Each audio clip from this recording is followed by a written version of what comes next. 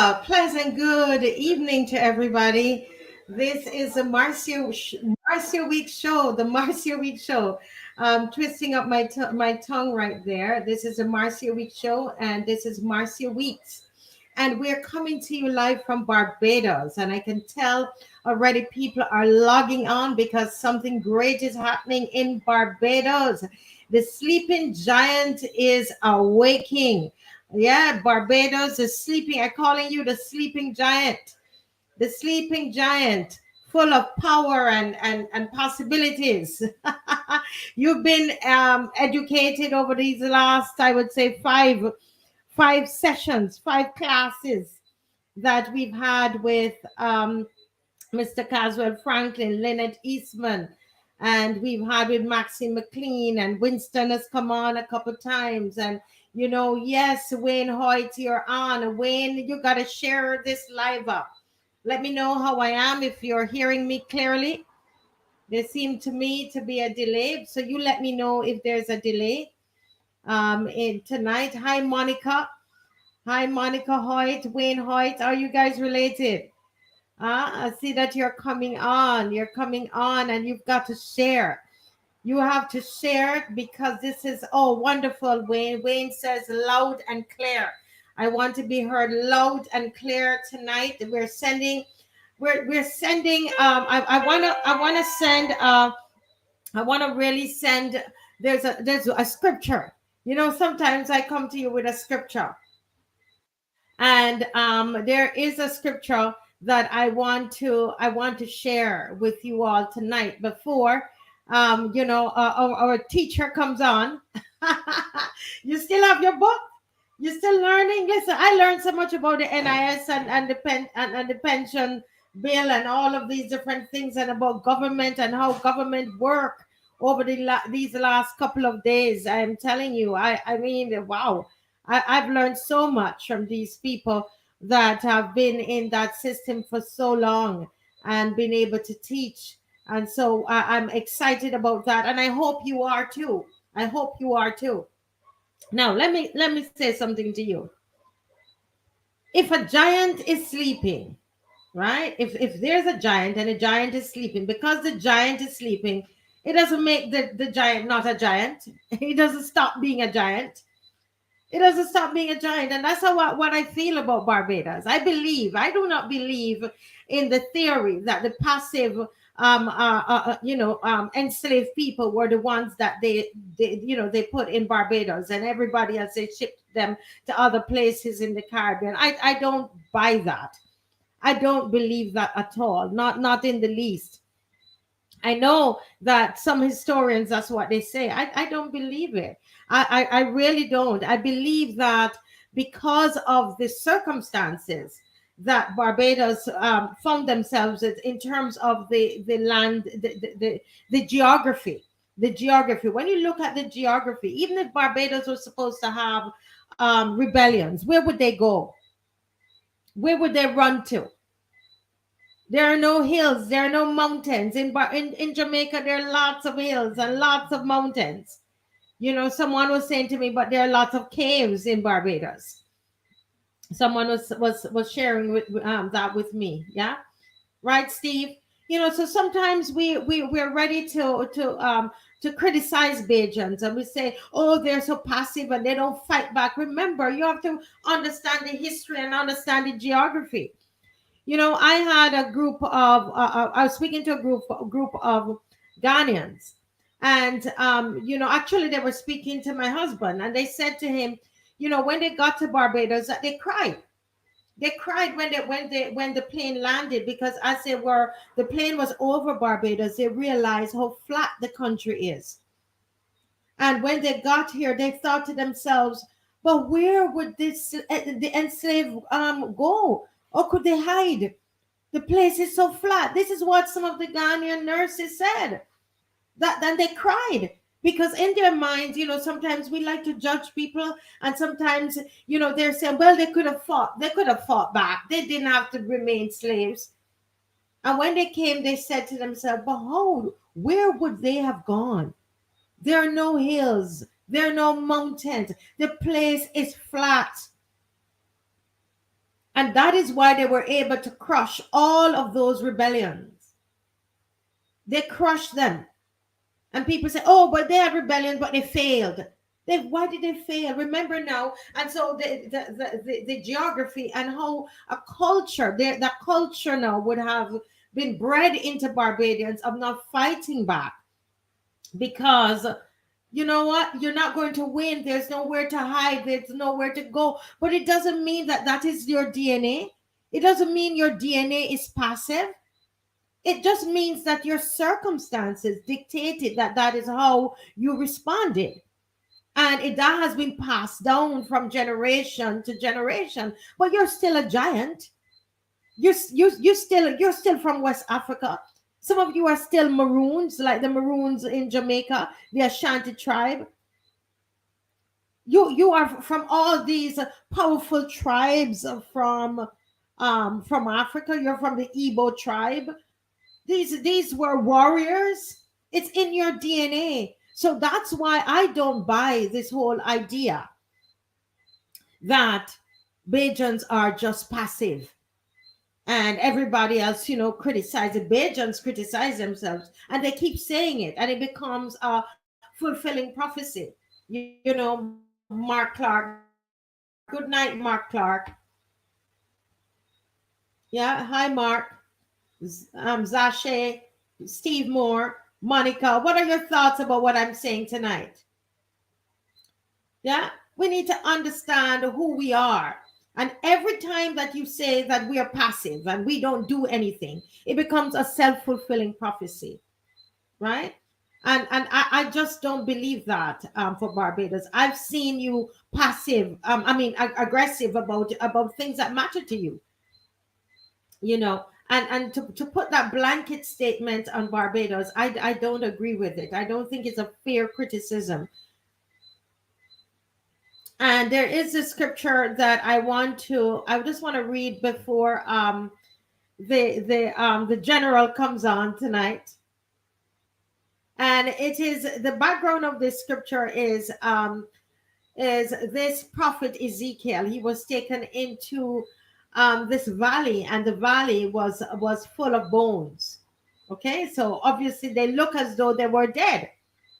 And God asked him, Son of man, can these bones live? And he says, God, only you alone know. And then God said to him, prophesy to the bones and say to them, dry bones, hear the word of the Lord. This is what the sovereign Lord says to these bones. I will make breath enter into you, and you will come to life. I will attach tendons to you and make flesh come upon you and cover you with skin. I will put breath in you and you will come to life. Then you will know that I am the Lord. And you might say, but this is not really just show. Why is she reading that scripture? Because I tell you, Steve, sometimes I feel that there is like a cloud over Barbados. It's almost like there's a fog over Barbados, over the last couple of years. And it's something that I believe that we have to break it. And we don't break it by speaking negatively about ourselves. We have to break it by speaking about who we are, calling ourselves who we are. And God said to Ezekiel, can these bones live? And that's a question that God is asking Caswell tonight, and asking everybody else, me tonight. Can these bones live? And what is God telling us? To prophesy to the bones and say, dry bones, hear what the Lord. This is what the sovereign Lord is saying to these bones. The bones in St. Michael and Christ Church and St. Philip, St. Lucy, St. James, St. John, St. Andrew, St. Joseph, St. Thomas, St. George, St. Peter. I am speaking to you, and I'm saying that God will put breath in you, Barbados, and you will come to life and you will live. And no longer will they say that, oh, but it's BAJANS. Right? It's BAJANS, and they're not going to do anything about it. I speak to people in St. Vincent and they say, well, it's Barbados. That can't happen in St. Vincent. No. And what did Ezekiel do? Ezekiel prophesied as he was commanding, and as he was prophesying, there was a rattling sound, and the bones came together, bone to bone, bone to bone. I looked, and tendons and flesh appeared on them, and skin covered them, but there was no breath in them. Then he said, prophesy to the breath, prophesy, son of man, and say to it, this is what the sovereign Lord says. Come, breath from the four winds of Barbados, and breathe into these slain that they may live. And that's why I say that they're going to get a rude awakening. There will be a rude awakening. There will be an awakening in Barbados, and they're going to be shocked about this awakening. And I'm not talking about violence. I'm talking about people understanding. You know how many persons call me and say, thank you for this session. No, I understand. Because people don't understand. And they're going ahead and passing laws and passing bills that are complicated for a lot of people to understand. And that's why we thank God for people like Caswell, who's like an Ezekiel that God has called and set aside. And he doesn't have to have reverend behind his name, in front of his name. Lynette doesn't have to have prophetess in front of her name. Miss McLean doesn't have to have apostle. But these are people that are mouthpieces that God has raised up, and they came on this program and they taught us.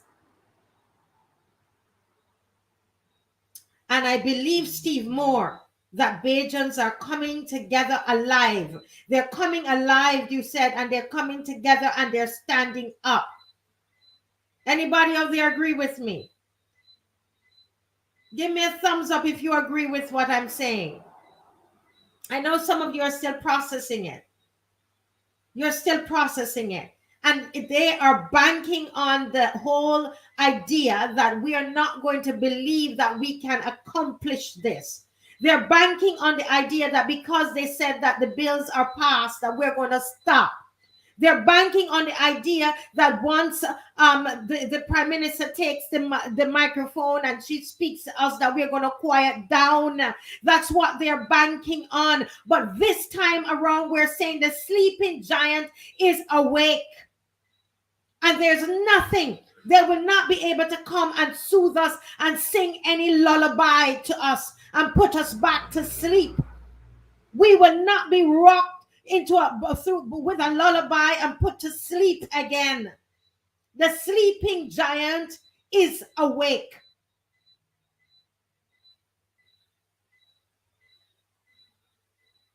And if you're on this live and you are awake, I'm asking you to share it. BAJANS need to hear.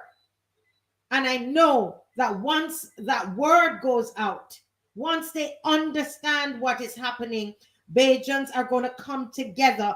I'm speaking that over the 11 parishes, and this fog that is over this country is dissipating right now.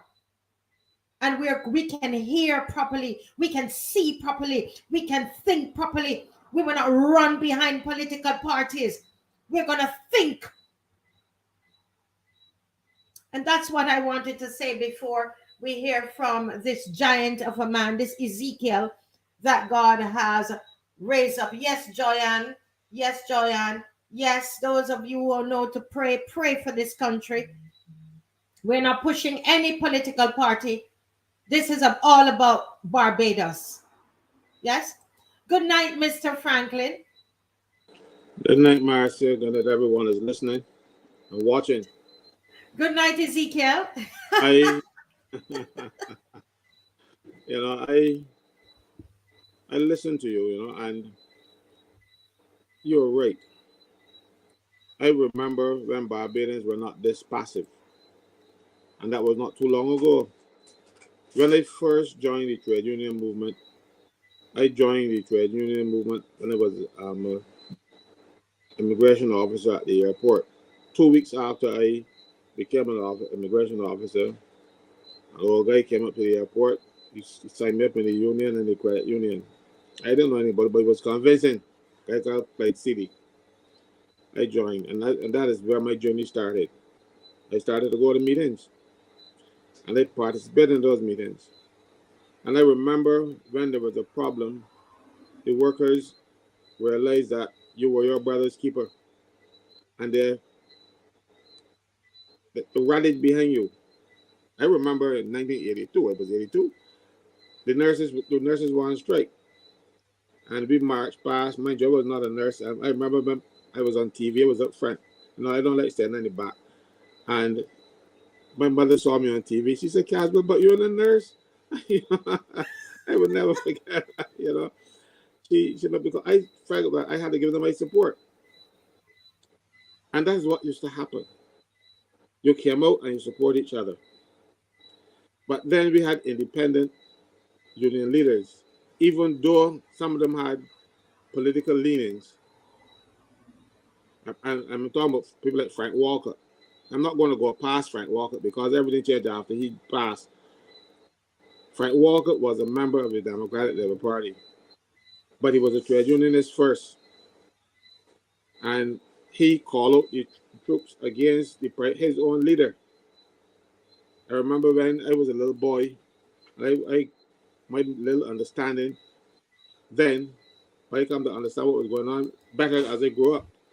We were having these Black Power demonstrations in the Caribbean, started in Trinidad, and the governments were afraid. And almost every country What in the year? Caribbean. What year was that? What year was that? 1970.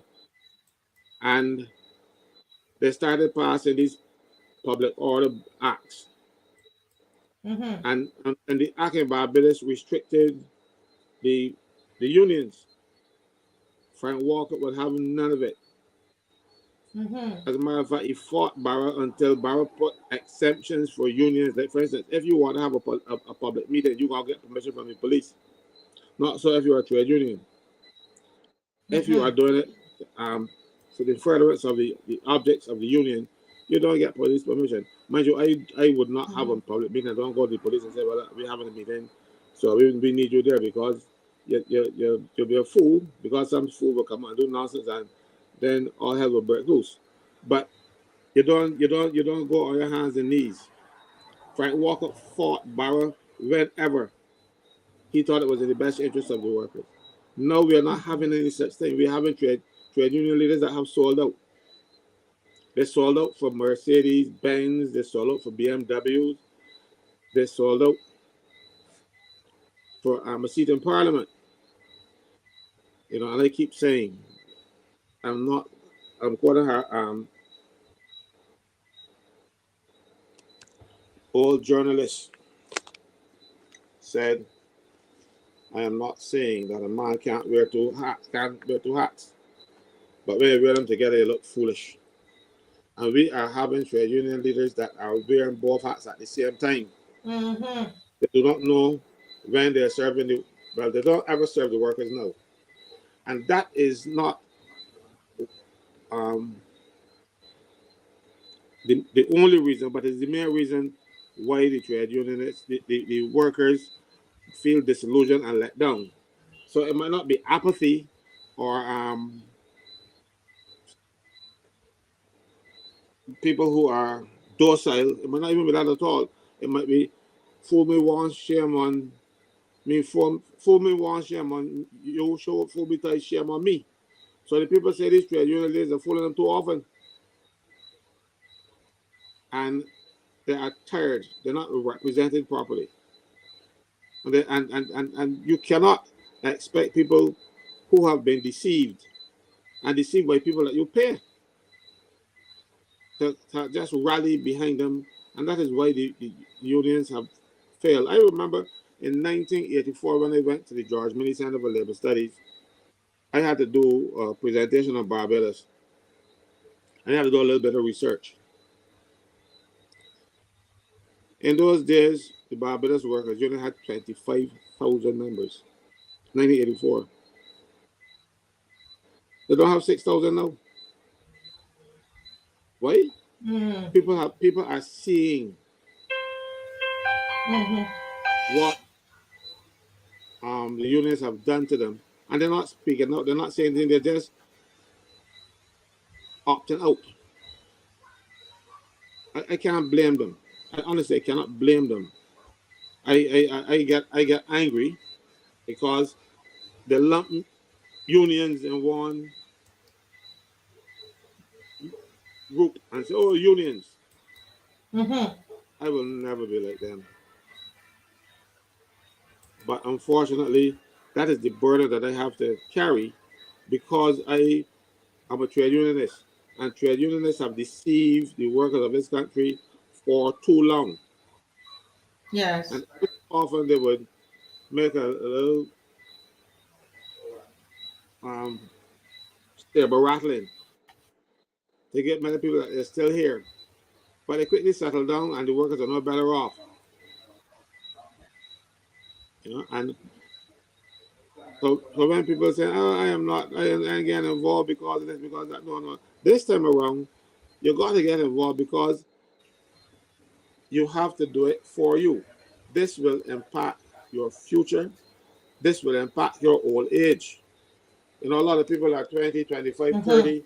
They're not thinking about old age. But just the other day was 25, 30, kind of years too. Now I'm 64. And they don't know how quickly they pass, right? The first, there a little fella saw me and, and referred to me as that gentleman. And I look up because I thought I was still a young boy. I was speaking to a group of them that Yeah. was misbehaving. So and one fella he continued, and the fella said, "You hear what that gentleman said?" And I said, "Yeah, old gentleman, for truth, because those little fellas most were 10, you know. So, and that was the other day. So you'll be surprised how quickly you will reach the age where you will need assistance. And sometimes you don't have to reach that age because sometimes illness and infirmity might cause you to go to the fund early for your pension. Mm-hmm. And but the government is now discouraging you from going early if you reach a situation where you have no choice. Yes. Because let me tell you something. You might be up and running, and then you're working for a company, and the company is saying, "No, something we can let go of these people," and they let go of the older folks, fellas in the late 50s, just approaching 60. Unless you are highly skilled and in demand, you're going to find it hard to find another job. And if you decide now that you are going to apply for your pension early, the government said, "Well, you're going to lose 0.75% for each year you apply early." It used to be half of 1%, and that was burdensome. But they're going to make sure now that you spend that on another quarter on that. You're going to want to claim early because you're going to lose too much pension. When you lose that amount of pension, they don't say, "Well, when you reach 68 or whatever, it will go up." No, it stays there. So you will always get a reduced pension until the day you die. So without saying it, government is trying to discourage you, and Mm-hmm. they're putting people at risk because if you cannot, and I'm seeing it a lot, where older folks are being sent home, older folks are being displaced, and sometimes it is from companies who come from overseas and buy a Barbadian company, and they say, Mm-hmm. Mm-hmm. "Oh, you are remaining in the job. We are not going to change your conditions of service, so there's no legal need or to pay you your severance pay." And then quickly thereafter, when you sign on the dotted line and move over, then they start making life difficult for you. I Yes. right now I have represented several people in that position, and the government has to be aware of this. This is not a secret. Because if it's a secret, that means the chief labor officer is not doing her job and reporting these things to the Minister of Labor, not reporting the trends in the market, and not reporting what's going on. And they don't very much that that's the case. It's just that these people figure, "Well, hell, I don't care." They don't give a, you know. and they're showing it. We need to stand up to this government and say, you have done a lot of things that cause us distress and that was harmful, and we took it, but we can't take this one. This one is too fundamental. Every day when you turn on the radio, you hear the national insurance jingle. This is your lifeline. They want to cut the line. So when you're trying to hold on that lifeline, they ain't cut. So you go on. They lower that right now. They're proposing to lower the amount of money you will get, make you take longer to qualify. Yeah, and eventually, I can tell you, you're going to end up paying more contributions because that is what the actuary said in his report after they took the $1.3 billion of the national insurance fund and didn't pay it back. They said they gave the national insurance a haircut, but they went right down to the bone. They wasn't here. They stuck off scalp too. They went right down to the bone. National insurance is reeling from that massive misappropriation of their funds. And they are asking us now to repair that over a period of time and to reduce your benefits in order to recapitalize the fund. No, you took the money out, put it back. You build buildings with national insurance money and say that the government will pay rent, pay the rent.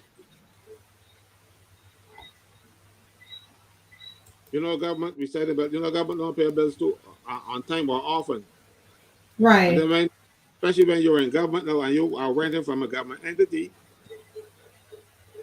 or an entity that the government controls, it's not necessarily a government entity because national insurance money is not the government money. Government don't put any money in the national insurance fund unless they are like any other employer and they put their matching piece inside there. That's how it works. The employers put their money and the worker put their money. It goes to the worker's account. It is for the worker. It is not for the government to abuse, to balance their budget, to do capital works. And then when you need it, and some of you will need it sooner than most, because God knows you could go down the road to there and fall in a pothole and can't work. You're going to rely on national insurance. Get sick from that vaccine, you're going to rely on national insurance. National insurance is really a lifeline, and you cannot allow the government to continue to take money out of the national insurance fund to its detriment. National insurance has been the government/fund for too long. And like I said today at the press conference, you're not hearing the Democratic Labour Party speaking out about this. And the reason why I am not surprised is that they too put their hands in the national insurance fund. No, admit you were wrong and move on. That's what you're supposed to do. You're not going to say, well, we do it too, so we can't say nothing. No, I said, we were wrong then, and you're wrong now too. And say, well, we ain't going to do it again. But they're not going to say that because it is easy to take from the poor. And that's what National Insurance Fund is all about, National insurance, mainly, it insures everybody, but it insures the people at the low level 100%, as opposed to people who are the high flyers who are making $15,000 and $20,000 a month. National insurance insures from $91 a month to $5,120 a month. If your salary is over that, they don't insure the portion above. You will have to go and find insurance elsewhere to cover you because you get $2,400 maximum for national insurance pension as it is now. And if you're earning $10,000, $12,000 a month, and you will only get $2,400, $2,600, whatever the case may be, you will see that big gap. Your lifestyle would be drastically altered. So those people are supposed to take some of that 5, 10, 12, 13, 14, $15,000 and buy insurance to help cover the excess.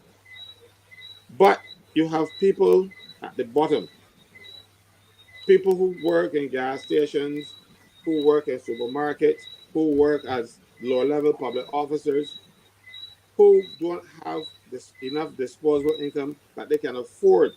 So they will only rely on national insurance. And then you are going to take money from them. This government is in a habit of doing that. You remember they lower the taxes on companies Yes. to a maximum of 5%. But and then in order to recoup that, the tax water. And people who are paying a $32 bill for water when the month comes, that's the lowest bill that you can pay. The water authority don't charge less than $32. They put a $45 tax on a $32 bill, and they just sit down and they took it. But they can't take this one now, because this hitting at the heart of everything else. The government has a way of, and I call it reverse Robin Hood, robbing the poor to give to the rich. And sometimes they got some poor friends that make them rich, but they're their friends. Correct. We have to speak up. We have to tell the government we ain't taking this. I am getting, when I walk the streets, people stopping me and telling me they support me, and even people in the police force. I still call it police force because that's what it is. High-fiving me when they see me and telling me keep up the good work because you know they can't come out. I wouldn't expect them to, but they're very much behind us because they too are going to be impacted. Because let me tell you something, they are poorly paid too, and when you're poorly paid and you get a pension from that poorly paid money, you're in trouble too. In the end. But you think that they are jumping their first opportunity to get their living in the public service because they are poorly paid? And you bring people from overseas that don't know what to do and get them fantastic salaries. Like the guy who just jumped, but they had to get rid of because he never knew what he was doing, but he was somebody's friend. They're from BTMI, and Correct. we are taking our money and giving it to our friends, even international friends. And then BAJANS are suffering. BAJANS is up to you. I will be there, God willing, to march with you. I'll tell you though, that at my age, the changes will not impact on me. Right? But I'm going to be out there fighting for you. I am not doing this for me. I'm not doing this for Caswell, because I'm not going to get another cent more or cent less in pension when I reach pensionable age because of my age. But if you're younger than me, it will impact on you. So you have to fight. I'm ready to fight with you and for you. But we need your support to make sure that the government listens. This sleeping giant that Marsha is talking about, it is time we get up and show the government that we mean business, that they work for us and not the other way around. Mr. Franklin, I just wanna. There's something that I was just here researching as you were talking. It just came in my spirit to look at it.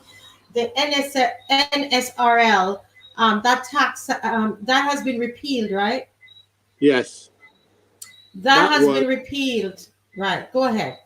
That tax was the fairest tax of them all. But what it did, it made the merchants pay taxes.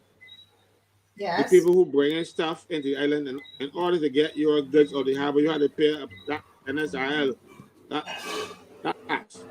The merchants didn't like it, and they lobbied the Barbados Labour Party to fight for them.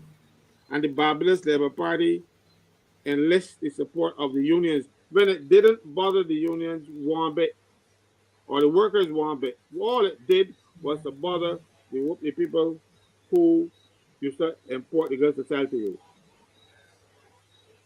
they then have to pay their fair share taxes, because the Barbados experience is that when these people collect VAT to pay in, a lot of them steal it. But there was no stealing of the NSIL. You pay up front. And they enlist the support of the Barbados Labour Party to fight against it. And the Barbados Labour Party campaign and make people believe that that tax was the worst tax in the world. Because you listen to the politicians and you believe them. They came in because they're fully expecting, telling you, but when you take off the NSIL, the prices will come down. When the last time you see a price come down in Barbados, nothing came down. But these people put that NSIL, that money for paying NSIL into the banks though, and the government came in then and taxed poor people. The rich people got a tax break, the legislative tax break. The poorest of the poor were made to pay more taxes. This is what the Barbados Labour Party is all about. This is not the Barbados Labour Party of Grantley Adams and Tom Adams. This is a Barbados Labour Party of despots. Despots and the despots' minions, who, because most of them don't have a profession, they have to stick, even if they believe what they're doing is wrong, in order to stand there and make the side of the minister, they got to shut up. And they don't speak for their constituents. The first thing they must do is to speak on behalf of their constituents. Well, the last thing about speak for their constituents in this country, they don't, because they're playing nicey, because they want to hold on to the ministerial position so they can get a big salary and then a big pension in the end. And I told you a lot of things about their pension. I only scratched the surface, because I don't think it's somebody's going to take it. Let me get another little one. Public officer who is acting. Your pension is based on, in the public service, the last 3 years' salary. So if you want to get the salary at the highest level, you have to be at that level for 3 years. The highest level for your post. You have to be there for 3 years. A politician only has to be there at that level. As long as he qualifies for the 8 years, he only has to be there for 3 months to get the salary highest level. So you can have a fella who is a backbencher, not a minister, is a backbencher, and he gets the backbencher's pay. But coming on late in his career, something happened and he gets a pick as a minister, 3 months. His salary is there, his pension is then computed at the minister's rate as opposed to the backbencher's rate. For public office, you're gonna be there for 3 years. They only gonna be there for 3 months. So when I hear people get up in the Senate, people tell me I don't listen to her. Get up in the Senate and try to justify it. There's no justification for this nastiness that they do against the people of this country, you know. They take the fatted calf and they don't even give you the cow tail. They keep all that, you know. So don't believe them for a minute. They were caught. We caught them. We caught them trying to deceive us. And so you know for a fact that they were not working in your best interest. You know for a fact that they are only feathering their own nest and telling you otherwise, giving you something and calling it cheese. It ain't no cheese. It's brown. And well, it might got brown cheese too, you know, but it ain't the cheese. You got to stop listening to them and listen to yourself. Think for yourselves. And say,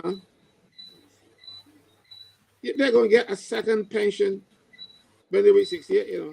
They're going to get one at 50 and then at 60 they can get another one. Correct. So they're getting 2 pensions, right?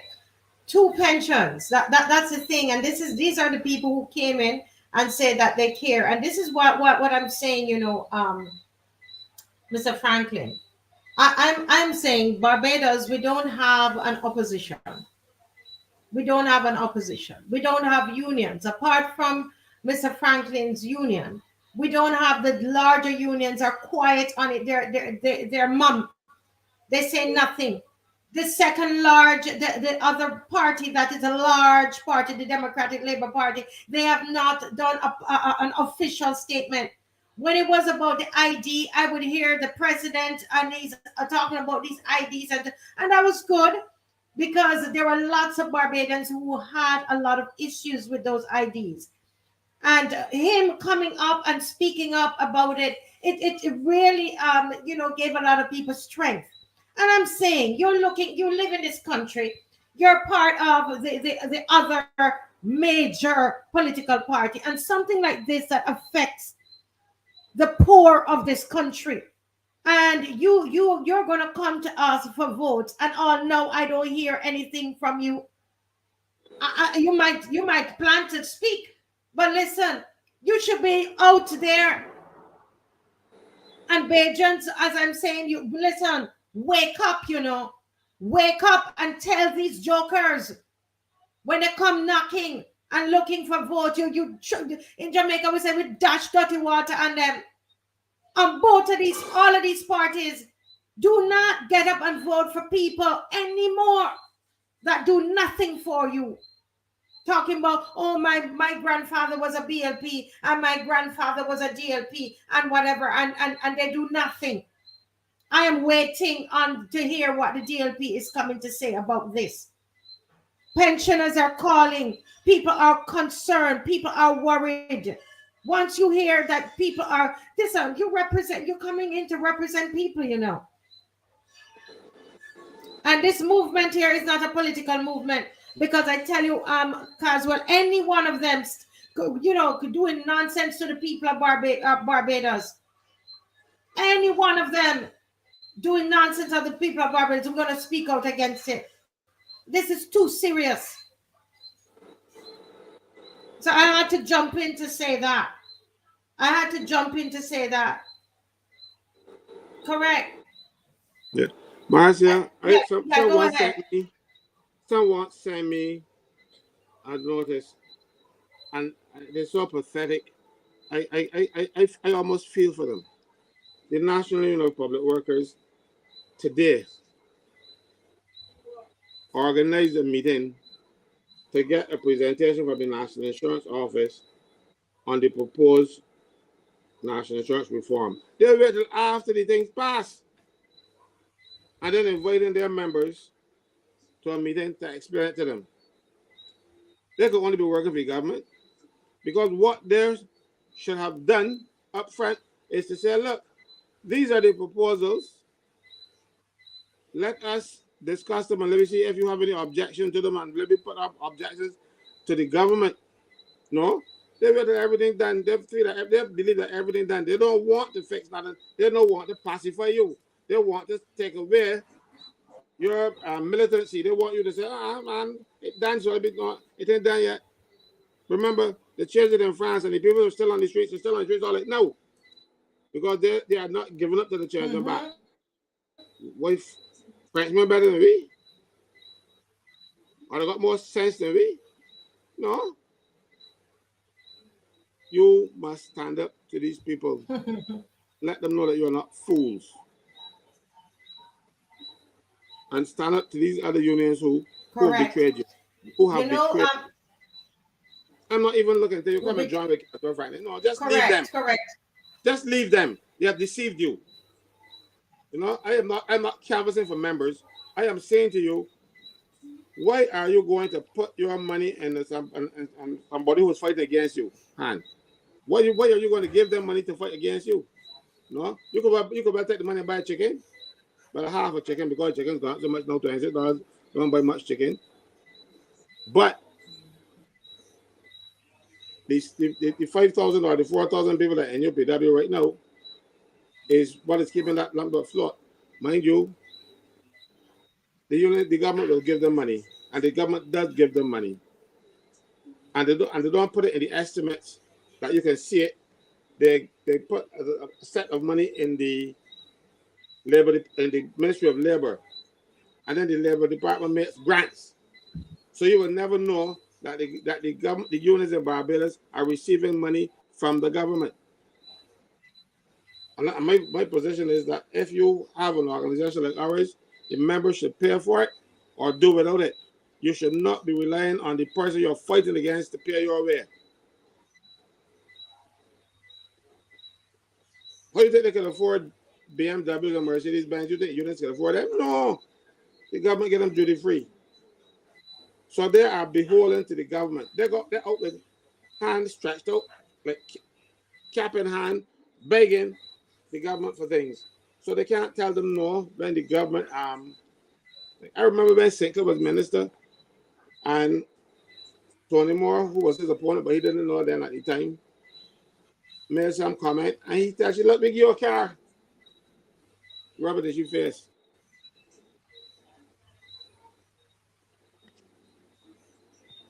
And you're gonna take your money, your hard-earned money, and keep on giving it to them.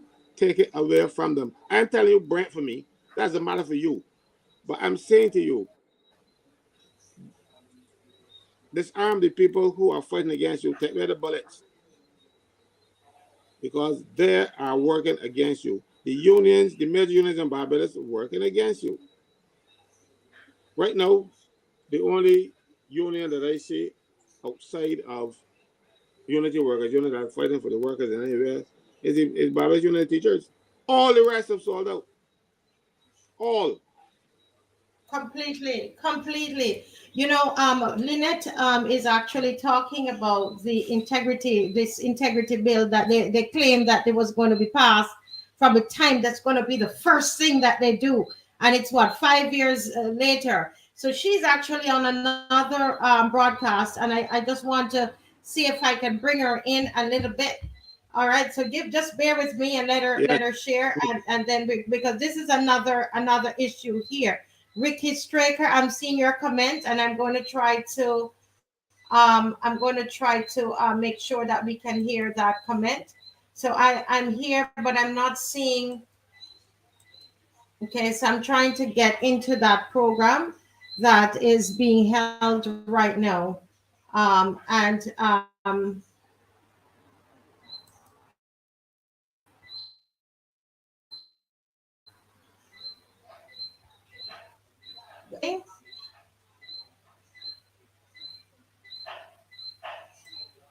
okay, so I'm not hearing anything at the moment. Okay, we're trying to hear Lynette Eastman. So she's speaking about the integrity bill. So we will go and we will try again. I'm not sure, probably they haven't started as yet. Okay, so we will come back. We will come back to that. We will come back to that. Okay. Now, this is what I'm saying. Listen to this, Mr. Frankyln. Ricky Straker. I can't put it on the screen, Ricky, because it's so big. But Ricky says the government was driven out of its rabbit hole today to defend its behavior in response to a report that the now former BTMI CEO is taking up a new position in Bangkok. Could you imagine that the BTMI indicated that it ended the relationship last July 14th, to go in a different direction? Tourism is the main driver of our economy, and they didn't even have the decency to inform the country of his departure after almost 4 weeks. Right? And this is a kind of disrespect. You remember when he was coming here, so many people questioned what they were doing, and they were getting rid of him, and over 4 weeks, and we didn't even hear anything about it. So I told, this is a kind of disrespect, and this is why I'm saying to Barbadians, let this become the straw that break the camel's back. This one here. Okay, so I don't know if you can read. Can you see Ricky Straker's comment, Mr. Stewart, Mr. Frankyln? No, I'm not seeing it. You're not seeing it, but the essence, I know you dropped out, But the essence of what he's saying is that this guy was, they ended their relationship with him from July 14th, but we didn't know anything about it. You know, nobody knew anything about it. But when he was coming in, remember, it was a huge fanfare that was coming in. He was a savior, coming in to save the tourism industry, right? And he was leaving. We didn't even know the man going to Bangkok until now. He was saying that the government was driven out of its rabbit hole to defend this whole thing. So these are the kinds of things that they do to people that they've been doing, right? They, Somebody, they, yeah, go they, ahead. they get rid of Barbadians. Barbadians will run from Barbados and go to Grenada and got Grenada tourism booming. And we bring a man who they said is a high flyer. But I remember we debated this in the Senate. I said he cannot be a high flyer anywhere in this world, simply because he is leaving a jurisdiction in the United States where salaries are really high to come and work for $120,000 a year.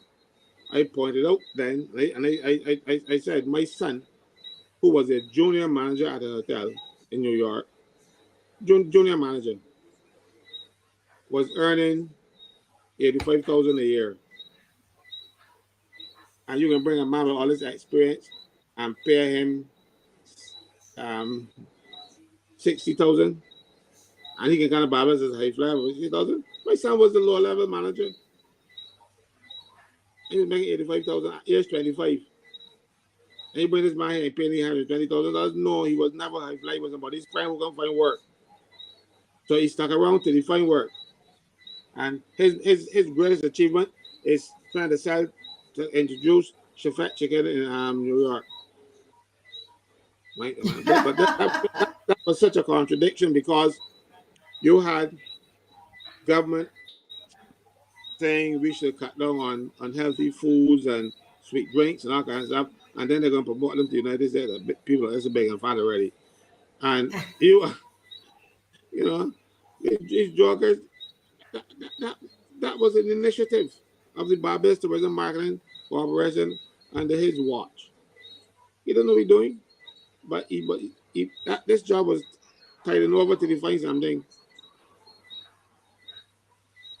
There's somebody here saying that on the front page of today's Nation. I didn't see this one.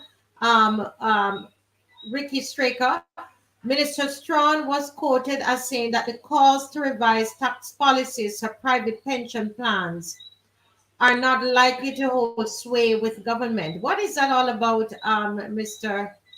Frankyln?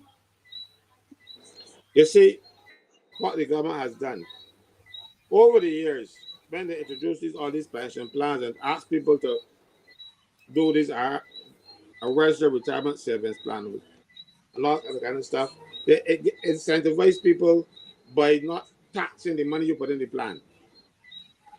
Mm-hmm. Right? Yes.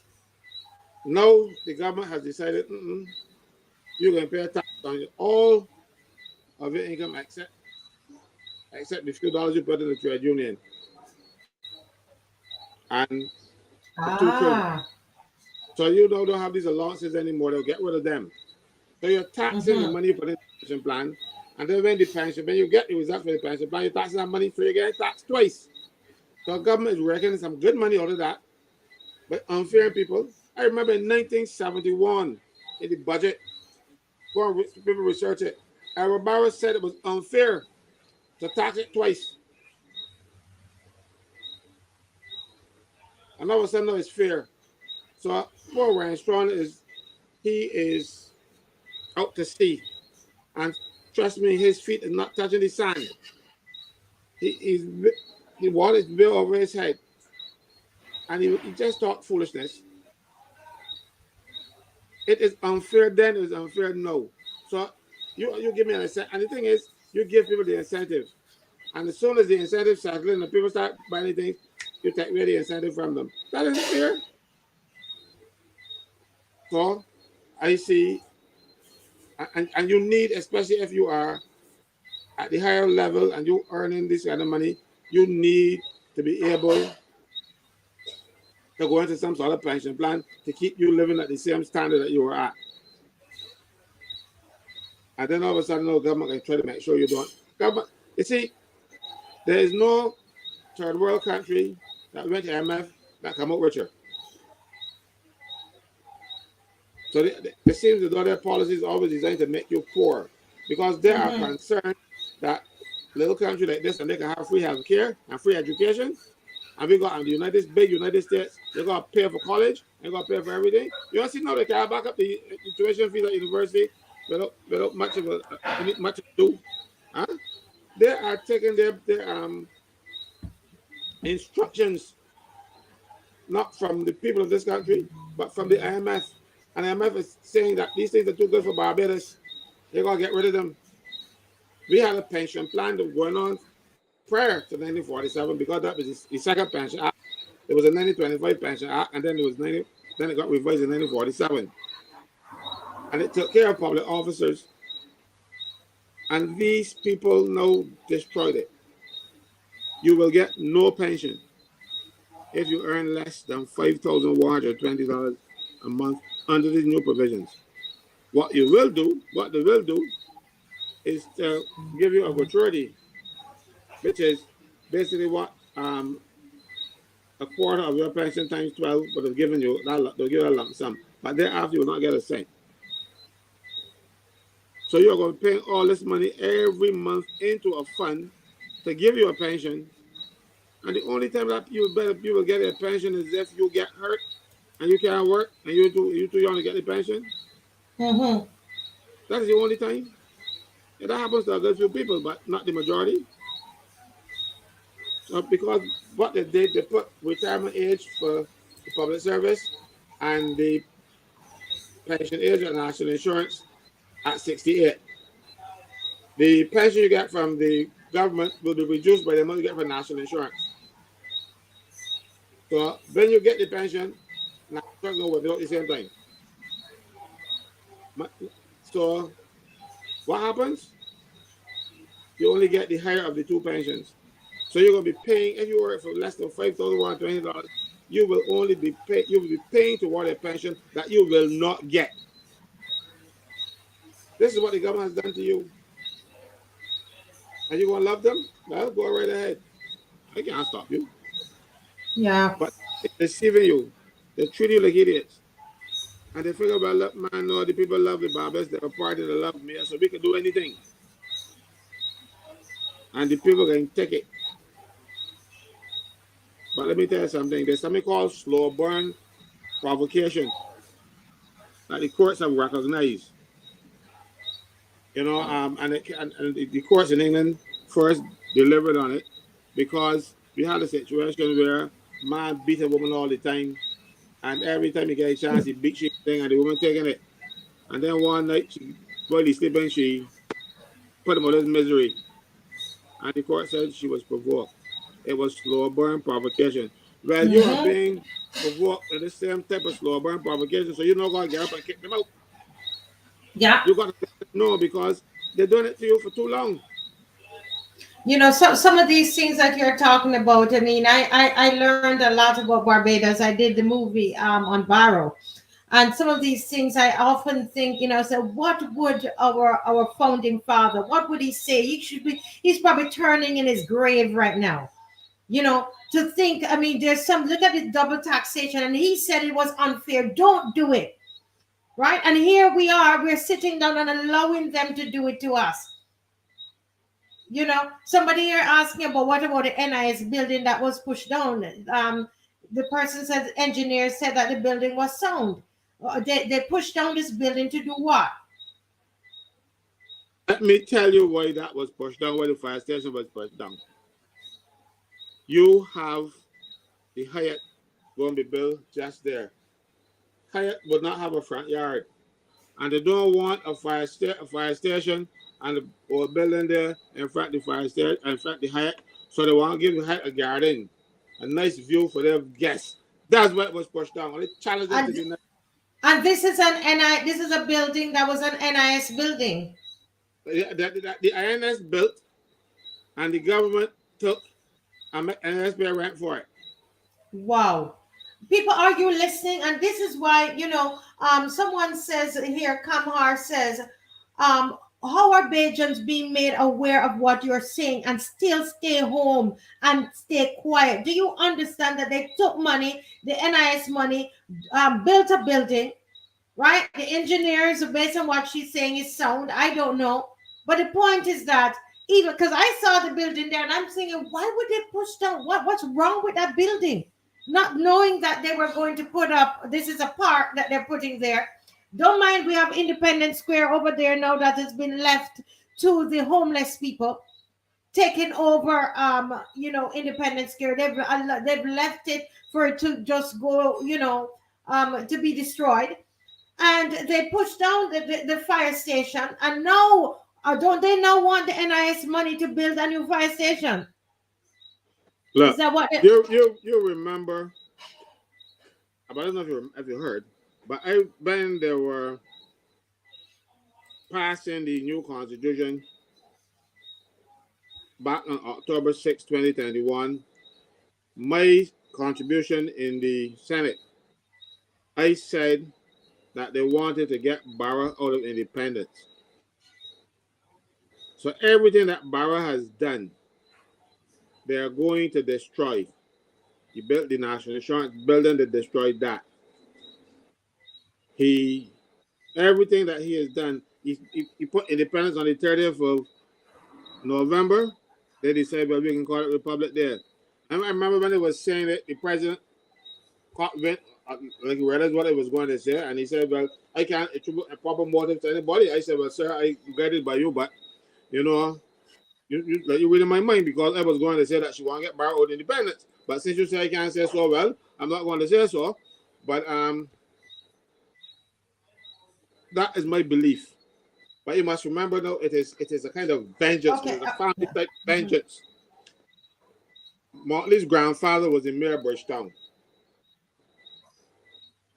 And Barra and he couldn't get along. And in order to get him out of the city, because he's very popular in the city, you should take all the grant and aid money that sent from England, keep a lot of it, and then spend some of it on the poor, and people think he was doing them a favor. It wasn't his money, it was the money that was given to him for that purpose. And Barra said, if you can't get Motley out of the city, he's going to get the city out of Motley. And Barra abolished local government in Barbados. That is why we don't have city councils and that kind of stuff, because Barra got rid of Motley. I think it is a latent kind of hatred, kind of revenge. Even though Barra then took them in and treated them nicely, they never forget that Barra get rid of the grandfather. And this is part of it. They're trying to destroy everything that our Barra built. Everything that Barra did is going to be relegated to. But they had something there because they don't want people to remember him. They don't want people. Yeah, that's what that they want to do to keep. That when you go into Independence Square, you could tell it's just run down. Birds filthing on the, defecating on the statue, and they want everything just destroyed. And I mean, as much as I'm quarreling with the DLP tonight as well, I believe that they did a lot of propaganda to try to destroy that party, and because it's part of the legacy of Barrow, and that's why I'm so disappointed that the DLP has not come forward, and I'm hoping that they do. I'm really hoping that they do, because I'm saying to Bajans, listen, regardless of what color they come to you with, whether blue, red, green, whatever the color is, and if they're not serving the community and they're not serving the poor and they're not serving you, don't vote. Don't give them no vote. Enough is enough. We're not doormats, okay? But National Insurance was also a Barra initiative, so they're destroying that too. Oh, I thought it was a Barra initiative. Yeah, 1966. Okay, that's top. Act passed in 66, and yes, it came into force in 67. You see that? 71. So all these things that Barra did, they're gonna wipe him out of the history books. And all you're gonna hear people say, oh, he's a father of independence, that means something. They don't, and that's all they can be. Nobody can know exactly what he did. It can just be like a slogan. It is Correct. deliberate. It is deliberate. It is I would almost say evil what they're doing to this country. But you can stop it. The people of this country can stop it. They can stop it and they can stand up and be counted. And I can tell you something. When you marching down the road on Saturday, rest assured you're going to have some friendly policemen marching and protecting you. Because they too Correct. feel the pinch of the national insurance. Sure, when they tighten it on you. Because they're Correct. working for you, you know. They're The workers too. police, yeah, the police, you know, the support is there, guys, and just know that Mr. Franklin and myself and others will not put you in harm's way. We are picking up the permit tomorrow morning. I spoke with the police today, and the permit is ready just to us to come and pick it up. The deputy commissioner called and said the permit is here. Mrs. Weeks, come and pick it up. So we just need to go and pay and pick it up tomorrow. Now, I'm Mr. Franklin doesn't know I'm doing this, but guess what, guys? Between all of us, we're able to pay for the permit because that's just the law of the land. We have to pay for the permit. But Mr. Franklin, we're still short on that sound system, and we want to make sure that we can be heard through wherever you're in your house. You want to hear us on the road, okay? And that's $800. And some of you are on. We've all pulled our pockets for this, guys. We're pulling our pockets for this. There's no big organization. We're not with any political party. It is us. What you see on the screen, it's us. We go to the bank and draw the money, and we've been paying for the different things. So I'm saying that anybody on here, if you want to give anything towards that sound system, go ahead. Somebody actually, Mr. Called me tonight, and they said they have 200 bottles of water, and they donated the water so that people, when they come out on the street, it's hot. We want to make sure, we're going to tell you, bring your own water, walk with your umbrella, etc. But we will have water for you as well, because we're not going to have you out there dehydrated. Okay. So, but what I'm saying is that we can help each other.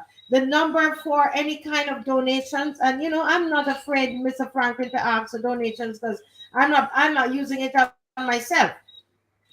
Okay. So I'm not afraid to ask for the donations, and I'm putting a number there. That's my number.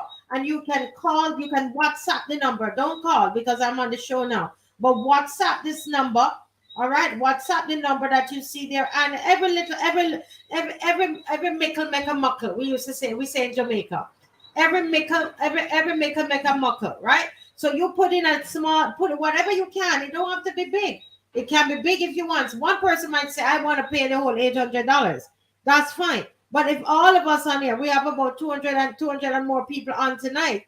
Listen, if everybody gives something, we can get that $800 so that Mr. Franklin don't have to be scratching his head for it. I don't have to be worrying myself where we're going to get it from. There's no big funder.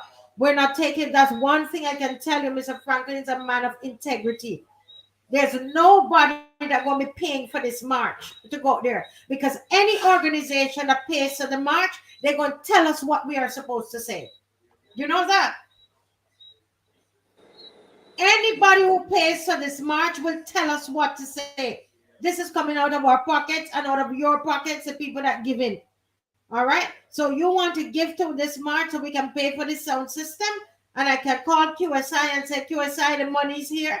You call that, you WhatsApp that number and give whatever you can give towards it. But we're going out there, and we would love the sound system. But if we don't have it, we want to use our voices and shout and bring tambourine and bring whatever noise makers, whatever we can bring out there. We're gonna bring. Okay.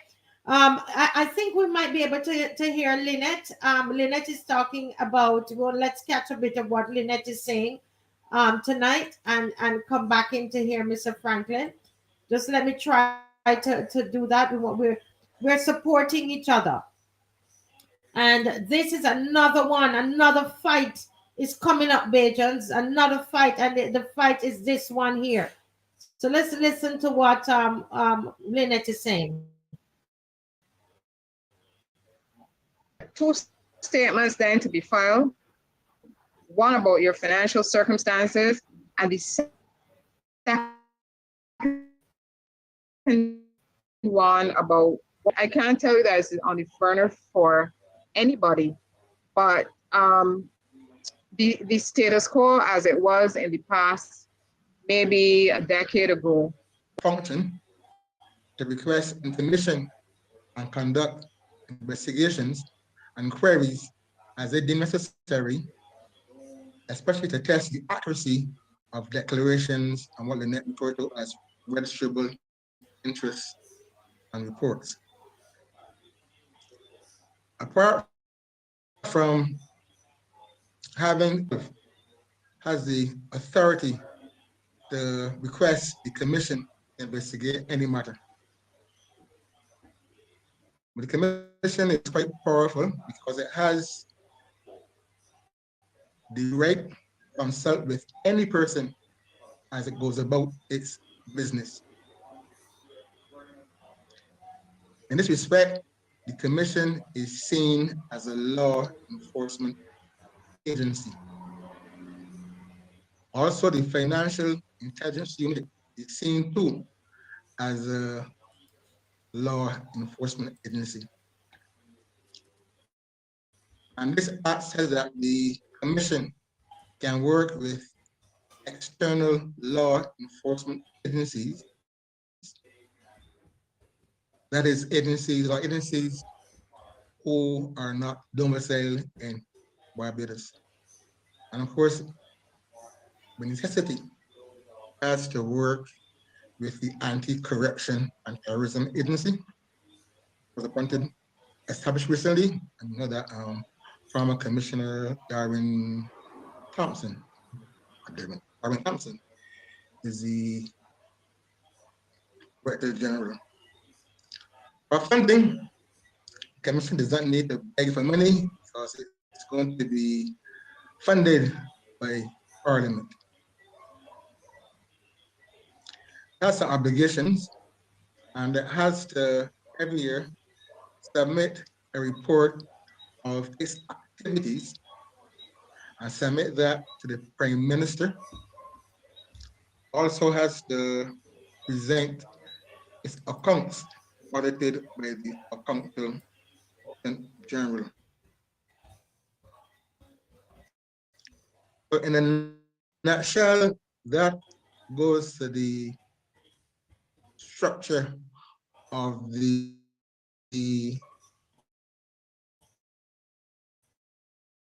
Integrity Commission, and it has to cooperate, it can cooperate with a number of law enforcement agencies. So I hope that my short presentation threw light on some of the workings of the commission. And that said, I'm going to invite my colleague Khalil Jones to speak on other sections of the bill. Khalil? Hi, good night. My name is Khalil Jones. I'm an attorney at law working at Eastman and Co. And I'll be presenting on part 6 and 7 of the Act.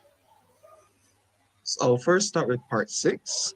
So part 6 deals with the conduct of public persons in relation to this Act. So I would like to start with part 27, clause 27.1. Every person exercising public functions shall comply with the Code of Conduct for Persons in Public Life set out in the fourth schedule. So the fourth schedule was set out the conduct that a person, or specifically a person exercising public functions, should do during the functions. So for example, they are to ensure that they perform their functions and administers the public resources for which he is responsible in an effective and efficient manner. He is to be fair and impartial in exercising his public functions, undue preferential treatment to any person. He cannot use his official influence in support of any scheme or in furtherance of any contract or proposed contract with respect to which he or a member of his immediate family has an interest, nor a person exercising a public function shall not allow his private interests to conflict with or interfere with the proper discharge of his public functions or improperly influence his conduct within the discharge of his public functions. So Part 6 also imposes a duty on persons exercising public functions to report suspicious contraventions of this legislation. In doing so, must one must do it in the form of a complaint to the commission. And this duty imposes a penalty towards that person who fails to do so. A person who without reasonable excuse fails to report his knowledge or suspicion as required by this clause is guilty of an offense and is liable on conviction on indictment to a fine of $50. So that is the high end, the high court. Next, clause 27 and 28 generally provide for complaints to be made to the complaints to be made to the commission. These complaints should state its particulars, the nature of the evidence one will have to bring, and any particulars as may be described. Now, if you do any oral complaints as to or any written ones, the commission has a duty to put it into writing. This must be done by the commission's employees. Clause 29 states that the commission has the power to reject the complaint if it is frivolous or if it is outside the jurisdiction or the commission, or they may be able to conduct an inquiry into a complaint. So if the complaint is frivolous, the commission has the ability to essentially throw it out, or if they believe that the complaint has any standing, then they may proceed with the inquiry. And so clause 30, this is important. A person who knowingly makes false allegation or maliciously provides false information related to a contravention of this act is guilty of an offense and is liable either one, on summary conviction, to a fine of $50,000 or to imprisonment for a year to both, or on conviction on indictment to a fine of $100,000 or to imprisonment for 2 years or both. So there's essentially two types of penalties. The lower end would be the $50,000, and the higher end, which is on indictment, which would be at the high court, would be $100,000 or imprisonment for 2 years. That's if you're found knowingly making a false allegation. Of course, this has not really a conflict, but is tied to clause 26, which imposes a duty for one to bring a complaint.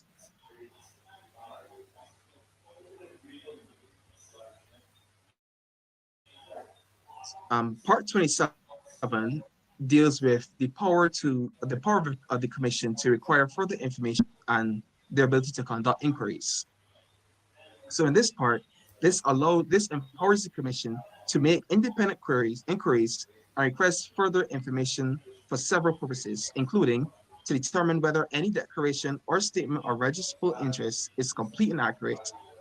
2, whether any gift given to a specific person in public life is a personal gift or an official gift, and whether any person has contravened the code of conduct or otherwise contravened legislation. Note that any person who receives a request for a statement from the commission must comply with the request within the time the commission specifies. So if the commission requests that you request a statement from you in 2 months, then you have to comply with the 2 months time period. Now, clause 39, this is linked to 31. I'm jumping ahead. But a person exercising public functions, again, public functions, it doesn't deal with private people, who without reasonable cause fails to furnish information requested by the commission, or to attend an inquiry or give false information at this inquiry, is guilty of an offense and is liable on summary conviction to a fine of $50,000 or to imprisonment for 1 year or both. So basically a penalty for failure to comply with the commission with what the commission asks of you at this inquiry.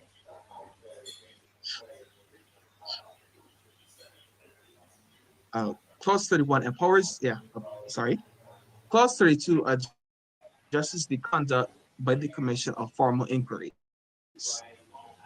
So these inquiries that the commission does are to be done in private. The person under inquiry is entitled to be represented. So if you're a person who is a complaint made against you, you're entitled to be represented by an attorney at law or whoever you so choose. You may also be able to summon witnesses in relation to the inquiry. The commission cannot take an adverse decision against a person unless they have an opportunity to be heard. So if you were not able to attend for whatever reasons, they can't make, or if you were unable to attend for any reason that's not a fault of your own, or then you weren't able to have any opportunity to plead your case, then the commission basically can't make a decision against you.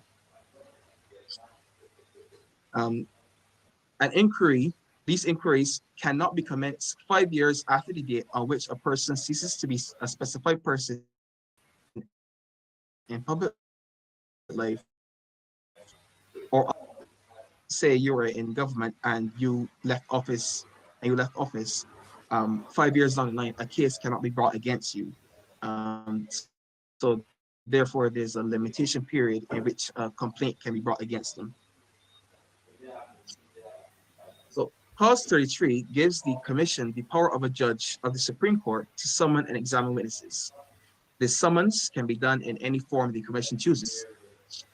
It can be served on a person by handing it to them or leaving it to them so they can come to you and basically give you the summons, or they can give a person who knows you specifically and they will have to give it to you, or however it may be brought to the attention of the person subject to the inquiry. The summons may be served by an agent or a person authorized by the commission.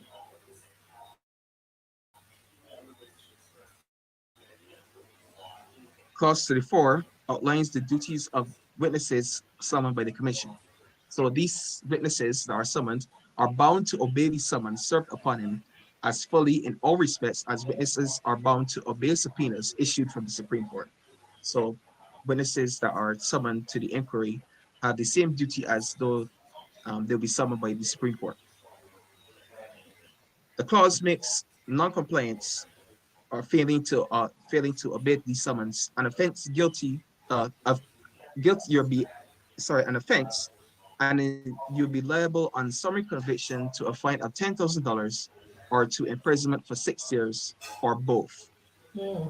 So for example, a person without sufficient cause, you've refused to attend, then you'll be found guilty of this penalty. If you attend but leave without permission, that is also another part of the offense. You leave without sufficient cause, refuse to answer any questions, or as Lynette was saying before, willfully insult a member of the commission.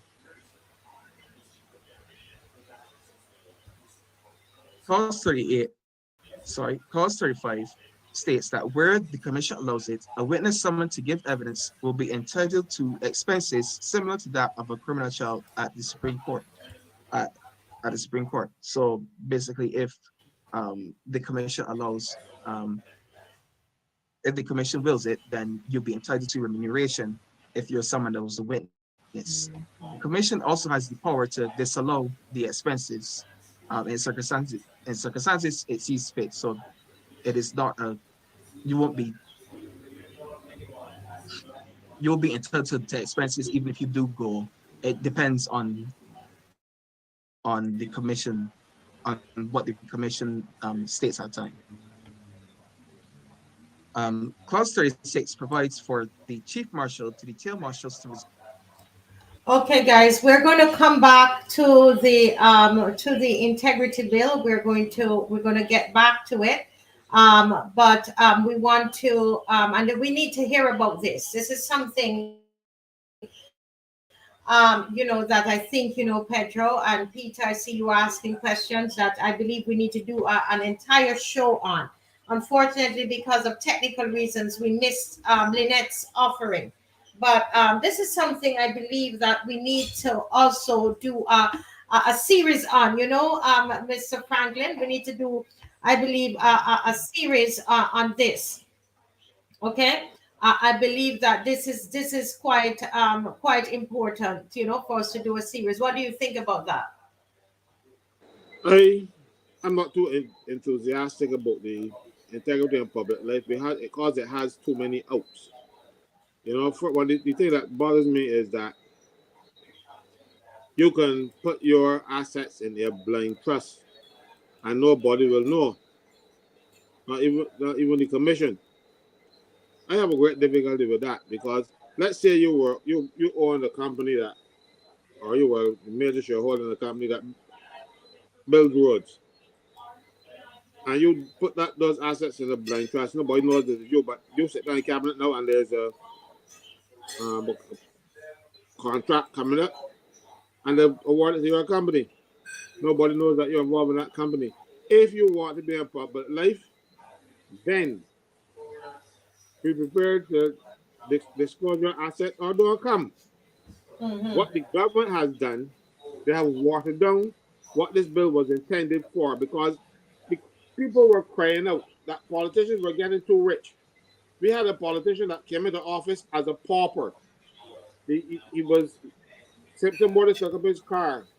The marshals had a warrant for his arrest because he could not pay maintenance for his children. And then within 5 years, he had $5 million out of his 16,000 that he saved. 16,000 a month, and he saved $5 million. And so people are saying, look, no, we need to get this politician in check.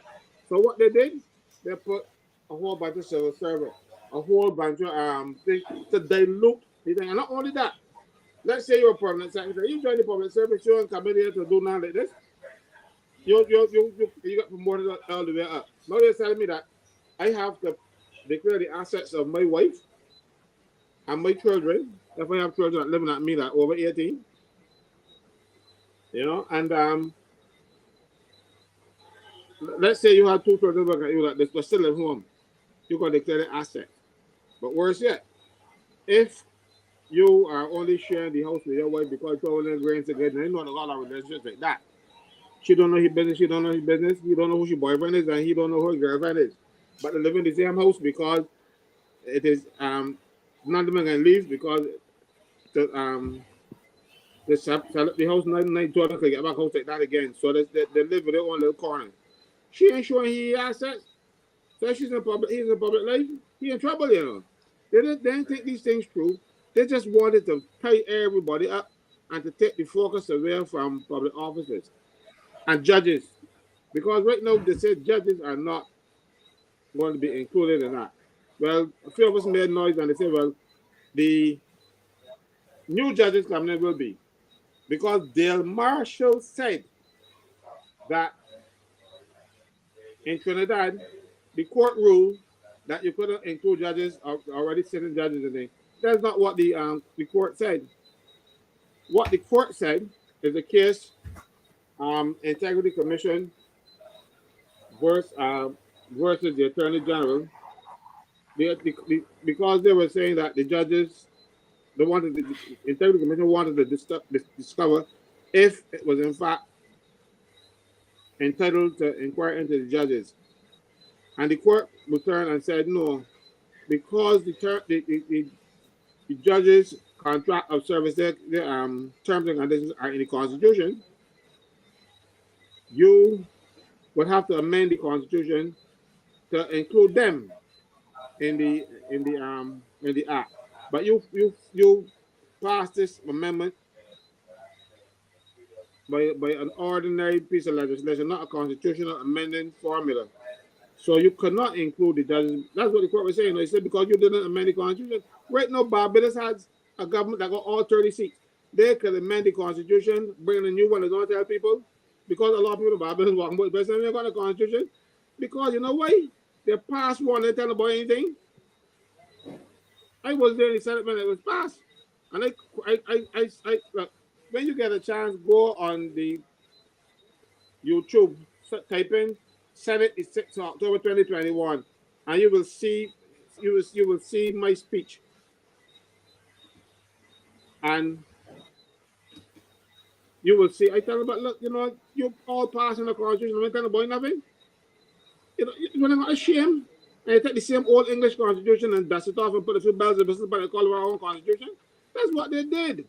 But they did not tell anybody in Barbados that's what they were doing. So when you hear people walking about pension, there's no constitution. Yes, there is a constitution. I was there when it was passed. I was the only body that voted against it. Wow. Whenever I voted against it, I was the only body that voted against it. And I was only one of one senator I could defeat it. And certainly it passed in the lower house by all. Well, I understand some MPs didn't turn up. But they had the required 20 in the lower house to pass it. So it was passed. But people did not know. So there you go. And that's what they were going to that's what they were planning to do with this. Just quietly let it go by, something that is so important and so complicated and so hard to understand. All that would happen is that BAJANS would literally feel it, right? I see Lumumba is coming in. Lumumba is coming in, and I'm not. He dropped back out. But we want to thank. Okay, he's back in. He's back in. Let's see, man. Lumumba, you there? Can you hear me? Yeah, I'm here, Marcia. You can hear me? Yes, I'm hearing you loud and clear. How you doing? I am great. Listen, thank you for joining us tonight. Mr. Caswell is here and he's talking to his people and sharing his heart. This man is a general, you know. This man, Caswell Frankyln. Yeah, I'm listening. I can hear it. Yes, yes. Now, I wanted to know, you know, what do you say to BAJANS? You know, what would you say to them about coming out on Saturday? Those that are on the fence, wondering if they should. You know, what do you say to them? Well, what I really say to them is that don't think about just yourself. We are selfish people, and we just think about ourselves. Think about, you know, the generations to come. Think about, you know, what we have done and what we should have done. I'm not too familiar with that bill, so I don't want to speak on it. But all I could say is that, you know, there's a time that we need to stand up. Brother Caswell, I've been listening to him, and I think that he's serious and about what he's doing. And I think the people themselves need to just get involved. I mean, know about action. Just come to know what it is, even if you don't know, because I don't know and I'm still coming. I'm not too familiar with it, but I'm still coming. So the fact remains is that if there's a brother that's out there or a sister that's out there that's trying to educate us and trying to tell us, well, look, this is what is going on. Well, I think we all need to take part in it. Yeah. Sunshine Leon is saying, don't just talk. The time for talking is over. This is time for action. Agreed. Massive protests and demonstrations against this government. Yes, and it goes on, right? That this needs to take place in Barbados, and you're in agreement with that. I'm in agreement. Yes, I am. Yeah. So we're going to see you up there. You'll see me and a few people more. I'm not sure how many persons saw the Alabama, the thing that they had. Did you see that, Lumumba? The What's brawl, that? The Alabama brawl. Oh, in Alabama. Yes, I did. You know, and the part of it that inspired me the most was that young boy who jumped into the water, 16 years old, and decided that he was going to swim to the other side to go and help his fellow brothers. You Yes, know, yeah, that should tell us something. It's our time. It's our time to stand up. It's our time to stand up and fight. You know, we've been taking a lot of stuff for too long. We've been taking it too long, too long. And it's at that breaking point. I mean, globally, not just in Barbados, but globally, we are at that breaking point. I mean, how much more can we take? You see what correct. I mean? So the incident in Alabama showed us that black people all over the world, they're fed up. They had it. We're not going to just let you run over us anymore. I think that's the message that video portrayed to the world, that black people, we're not taking it anymore. Correct, correct. We've been asking for donations. So I just want to thank this viewer who sent a donation of $200 to help us to finish the paying for this sound equipment, which is $800. So someone just sent me, they don't want their name to be called, but that's $200. So we have $600 left. Wow. Right. So we're grateful, because all of us put our pockets in these things, right? Yeah, and I would like to tell the people, just don't, it's not just about marching. I mean, these things require money. I mean, it's a reality. And, we want to see things done. So if we really want to see things done and we want to see things done the right way, well, then we have to put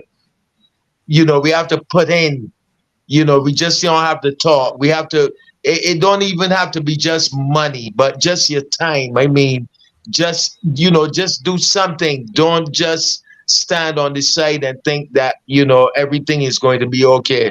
We have to agitate. We have to.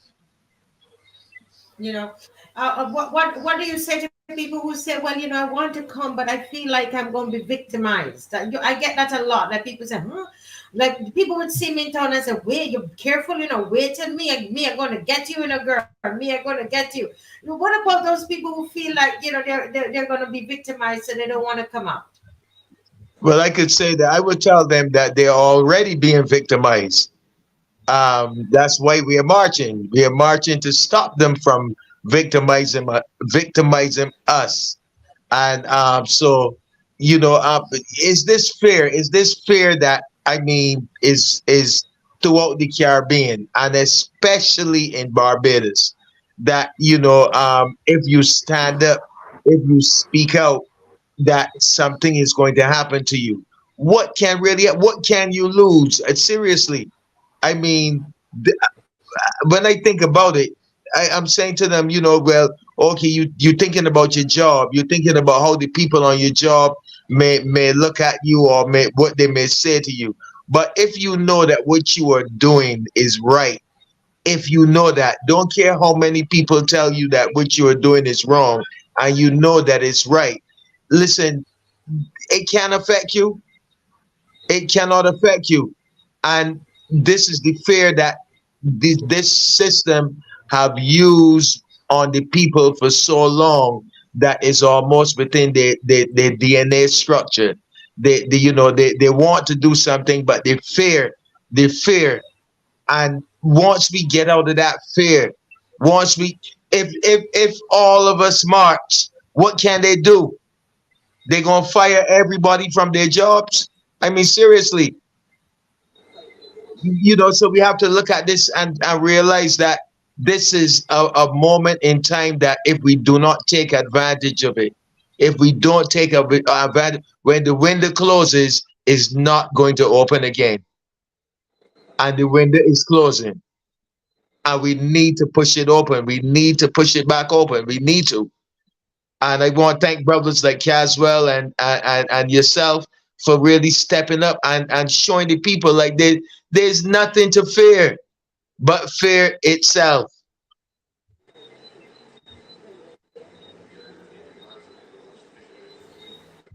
Thank you so much, Lumumba, for that, because I know that's what there's a lot of that out there, and all you've got to do is to make that step, and everybody can come out. It don't matter the age.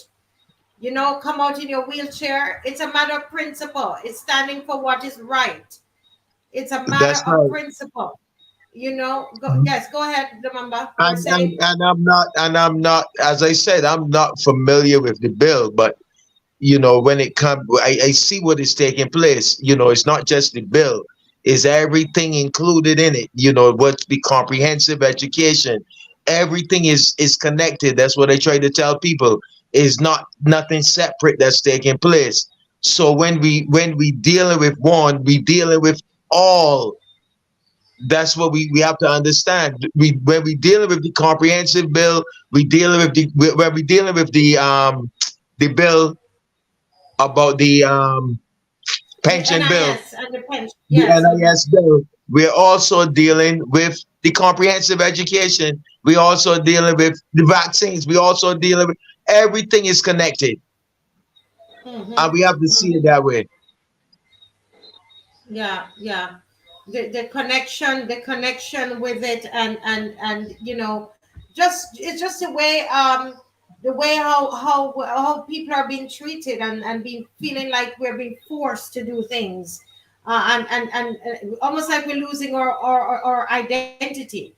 And I think that Barbadians are coming alive. They are waking up, and it's wonderful to see that this is happening. Kamhar is saying that when they understand that unless you stand up, yeah, when they understand, unless you stand up to a bully, they will grind you to the ground. You must confront bullies. You must confront bullies. Mr. Franklin, a father came to me the other day. Is it a girl, nice Christian girl, came up in my Christian dance school and so on. But she came crying because somebody at school beating her and beating her in her head. This is a bright little child, normally gets in the 90s.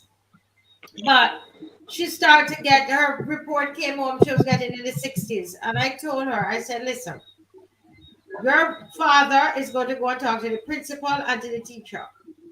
And if after you've done that and they talk to this little girl and this little girl still beating in your head, you're going to reach back and give them one lash, right? You're going to deal with them. And she looked at me kind of shocked. I said, I know you're a nice little Christian girl, but if you don't raise your hand and give them one lash, as Barbados Bajan would say, or lick, in Jamaica, lick them, they're going to continue to hurt you. And as this person said, when you understand that unless you stand up to a bully, they will grind you to the ground. You must confront bullies. And that's what this is all about. Okay. So on Saturday, Lumumba is going to be there Saturday, August 12th at 10 a.m. This Saturday, Massy Car Park. Bring everybody out. Bring out the whole family. Call the neighbor. Don't come down there by yourself. If you're driving, put the people in a car and come out. Those of you who are still giving, we need another. Somebody just gave us $200, and we have yeah, we're going to get that $200, but I'm sorry, my ear. But we're going to need another $600. Okay, so anybody, whatever you can give, you might not be able to give 200, but whatever you give is good. And let me put the Whatever, number of whatever. go ahead. What you saying, Lumumba? But what I'm saying is that anything the people can give. I mean, Obama ran his presidency. He opened up and he said, "Listen, even if you could send us 50 cents, you understand what I mean? $1. It doesn't matter. Send it because we need it. This is about our life. This is about the life of our children and our children's children. This is what we're dealing with. So the little, I mean, we spend money on crop over, we spend money on festivities, we spend money on brand name. Listen, this is about our life. So spend some money on your life. Yeah, well said. And you know what? These ideas that we've, to do the march, the people asked for the march right here on this program. We started the petition. The petition is there, which is going to be taken to the president. And Caswell, who understands that, will be able to tell us a bit more about that. Why that is significant. That the petitions are going to be taken to the president. Caswell, your mic is on. Yes, it is. Yes. What's the significance of the petition being taken to the president? Because sometimes people they say, well, they pass it already in Parliament, they pass it in the Senate.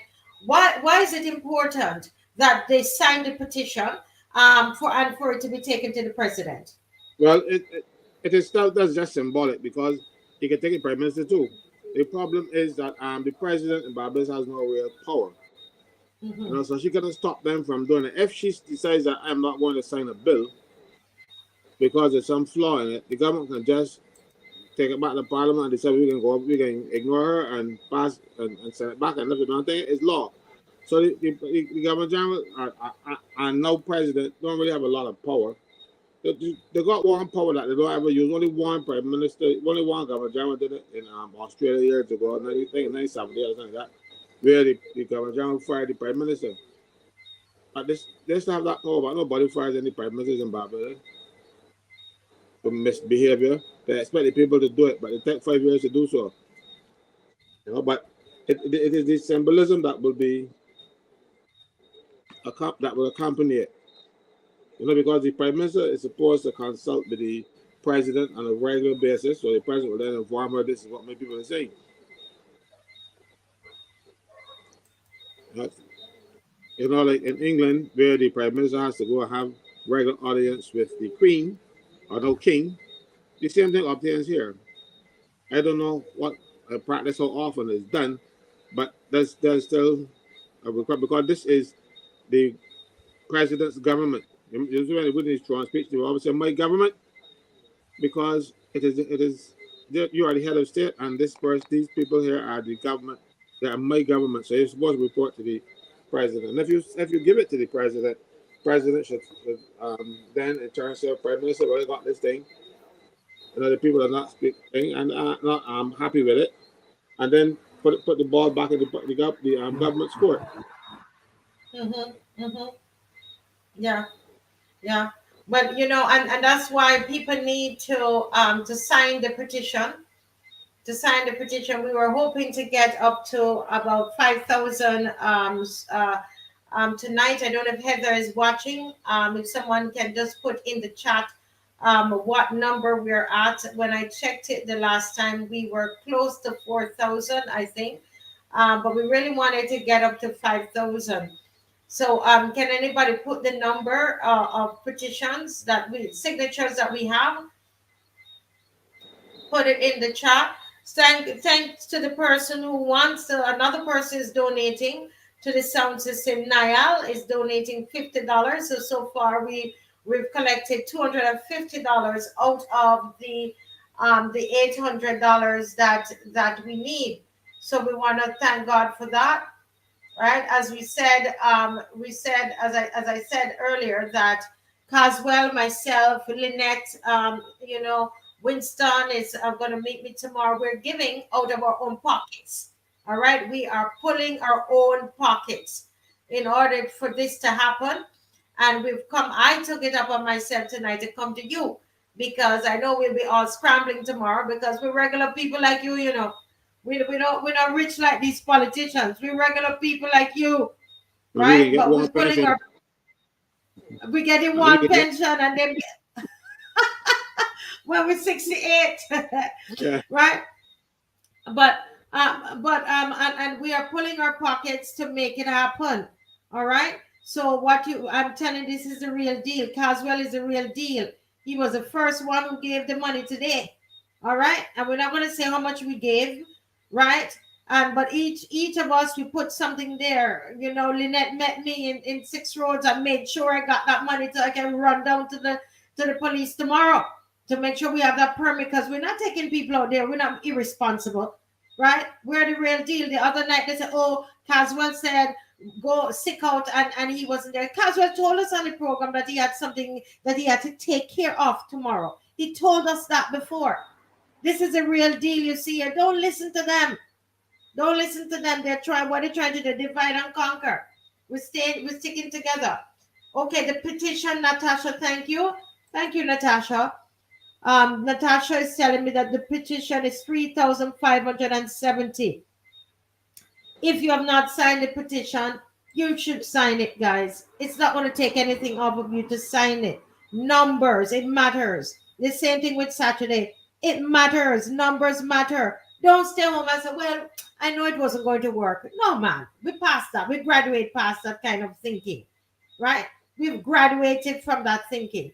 We know that. No, you got numbers matter because when they had the same NSRL March, right, Mr. Frankyln?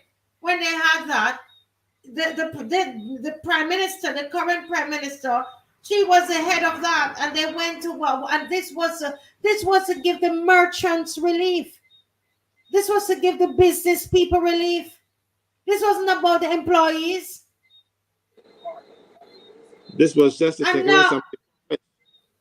This was supposed to take away some of their profits and pay to the country so the country would be better. It wasn't robbing them and it wasn't making them poor. It was just taking away some of their profits. They were making excessive profits, and the government said we could do with some of that. And Ms. Motley said they will have none of it.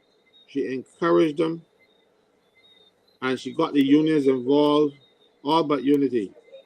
I refuse. I would never which had mark. nothing to.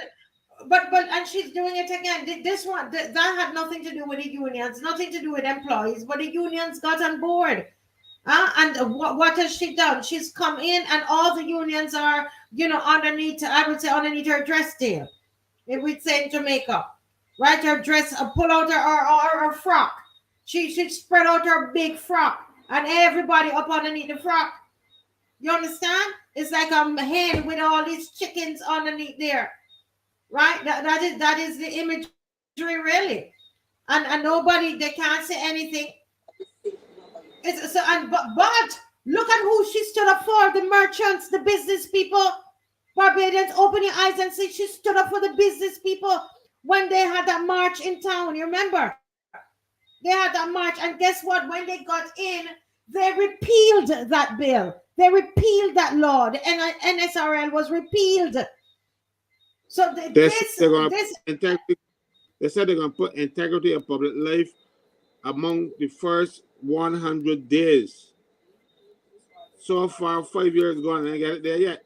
But they got the integrity. They got the NSRL gone within weeks. You could see their priorities. Frankyln Stewart had an integrity of public life bill that all they had to do, amend an act because it was passed and just had to be proclaimed. They refused to proclaim it. Said no, that has some flaws. And we're going to do a new one. We're going to have it done in 100 days. 100 days, my foot. Like Paul King Douglas said, 100 days, my red seam. And they deceive you, and they sound good at it. They talk pretty, and people listen to them. Don't just listen. Think about what they say. Yeah. It reminds me, some time ago there was some announcement that Bayview Hospital was going to do some sort of expansion. And did the government contribute to that expansion? I think so, But I sent you a video just now. Yes, I'm trying to get it up. I'm going to ask. We're ready. So the video, that video is ready, right? That video is ready. So we're gonna go right into that video because I remember you being on my show, and you were talking about the conditions that the nurses were working under, and you were told the people they said you were a madman and that you were telling lies, right? And here we are in 2023, right? We're in 2023. And this is a video. I want people we're just going to show them the video and let them guess where it is. How about that? Do it first. Good.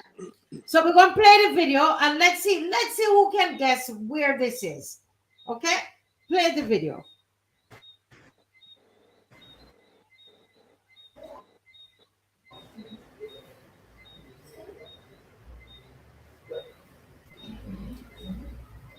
Let me get past me. Let me do my job worker thing.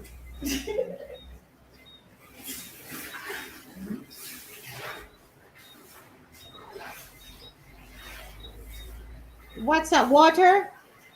That's water, and something that can be ceiling.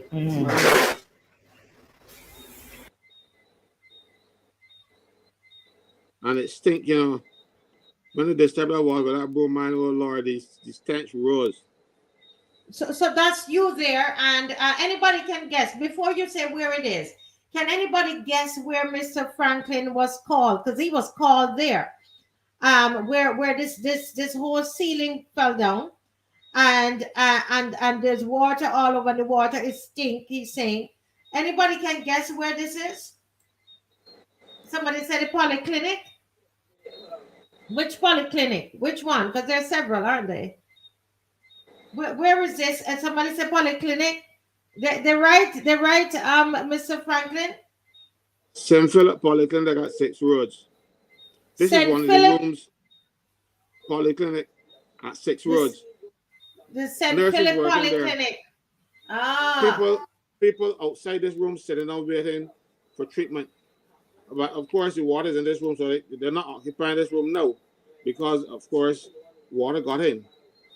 And this is not the only room in this condition. There are 2.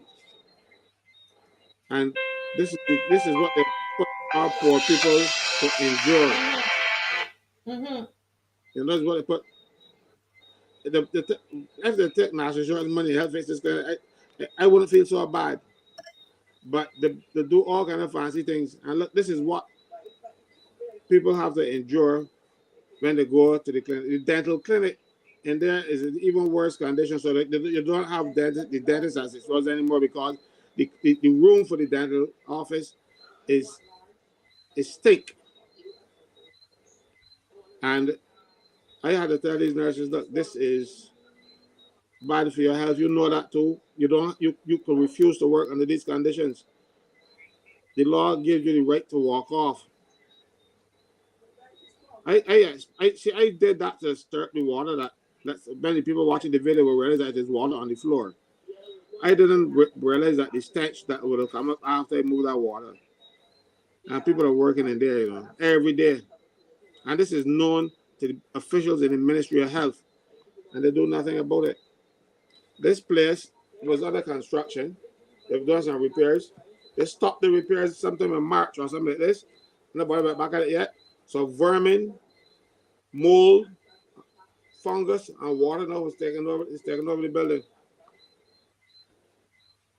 And how is it affecting the nurses, because they have to work around all of this at the St. Philip Polyclinic? How is that affecting the nurses there? Some of them are getting sick. I've seen staff got the fungus on the walls and stuff now. When they did the biopsy on their skin, it was the same fungus that was growing on their skin. So you're saying the fungus from the wall is now growing on the skin of some of the workers there, the nurses and so on? This one worker that I saw the video from. You know, I think so. This is horrible. And this government could take care of the rich people. And this is where poor people can be rich. People don't go to polyclinics, you know. And this is a government of the people for the people. This is a government for the rich people. I know they're going to carry our national insurance too to help. Oh, no, man. This is too much, you know. Well, the Prime Minister, Scam Harris, says she don't give up. So St. Philip, the polyclinic washing away, but she don't give up. I went, this is a true story, guys, and I tell you, I know somebody here going to probably think that I'm making it up. I went to look for one of our young dancers who was sick in the hospital. And I asked the dancers to come and just to cheer her up. And so some of them came to the hospital to see her. And all that, they were passing with this big trolley. Somebody who works at the hospital, probably a warden. And out of the big trolley come a big rat, not a mouse. Jump, we were on ward C, I think. jump out of the trolley, start to run up and down one of the little girls, one of the girls' foot, run up and down their feet. We were running. I ran and left the children. I ran and left everybody too. We were running because the rat, I guess, was scared and running. And then guess what? The rat ran in the ward with the sick people. I tell you, as there's a God, my husband was out there too. The rat ran in the ward with the sick people. Right here. I mean, I don't want to be sick to go to the hospital. It can't be clean, Mr. Franklin. This is QEH. It is QEH that the rat was running up and down the corridor and ran into the ward. Yeah.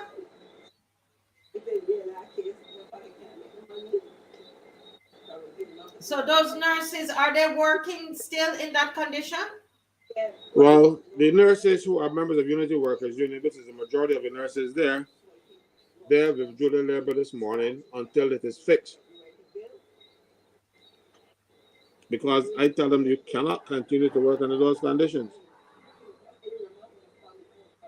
And they understand that they're complied. But I didn't get there because of the press conference we had today. And as soon as I finished and you left, people turned up. And I had to see people then until almost 2 o'clock. So I wouldn't make much sense driving this in Philip back to what I told them, look, it didn't make any sense going in the building to do your business if you can't work in it. So go down home, use the washroom home. Wow. I have a whole set of pictures that I can show you what the walls would have looked like and all kind of stuff. And these people just are taking poor people money and giving it to the rich people and leaving poor people to suffer in these type of conditions. I am sorry. I am sorry for this country.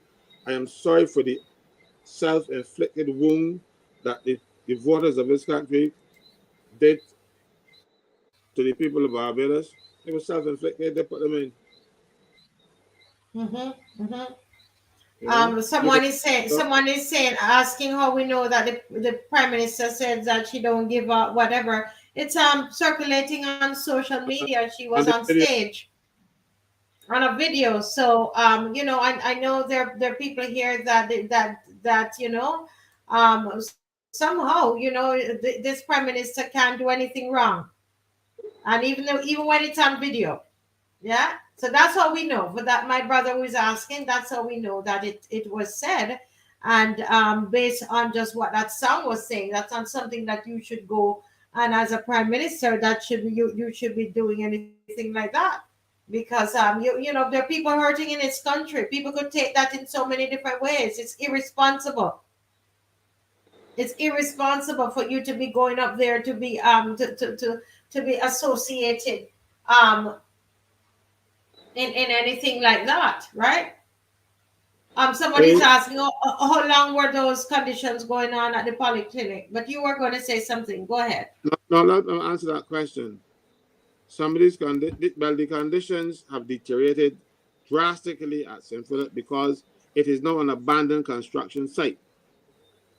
You have, even on the outside, you got a lot of steel with the grass growing up to it. So if you got your little child there running around the place and they step on that CD and they're in trouble, it's just on the outside and the grass is growing through it. So you're not going to be able to see the steel, you're just going to see the grass. But the conditions were bad. That's why they started to fix it. And it was so for a long time. At the one in St. Peter de Morris Bar, this is years that these things have been going on.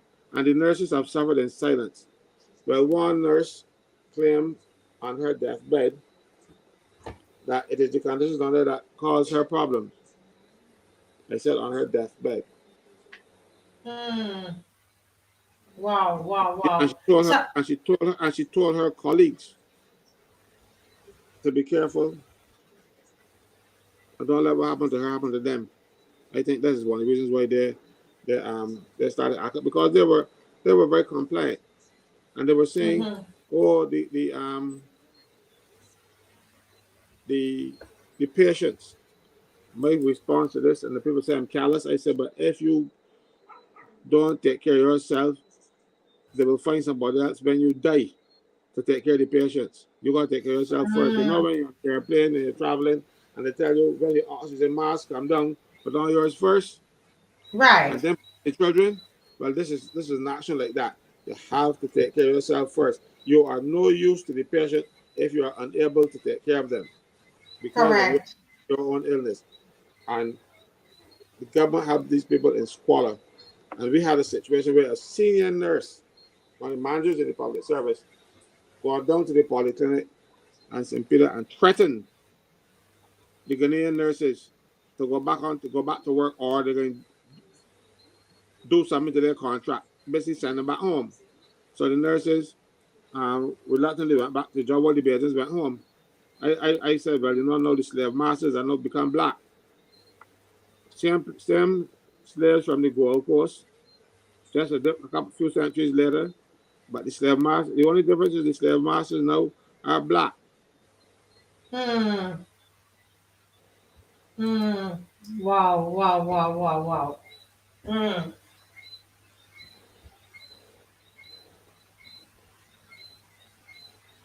Wow. Someone here is saying that they went to the polyclinic because on a recent trip to Bin they visited one and it was also horrendous, horrible. I ran quickly back to my car. So this is widespread, right? Yeah. Another person here. Let me just thank this. There's someone who gave $25. And I'm going to ask that person to use a number. Okay, this is Queen Machinist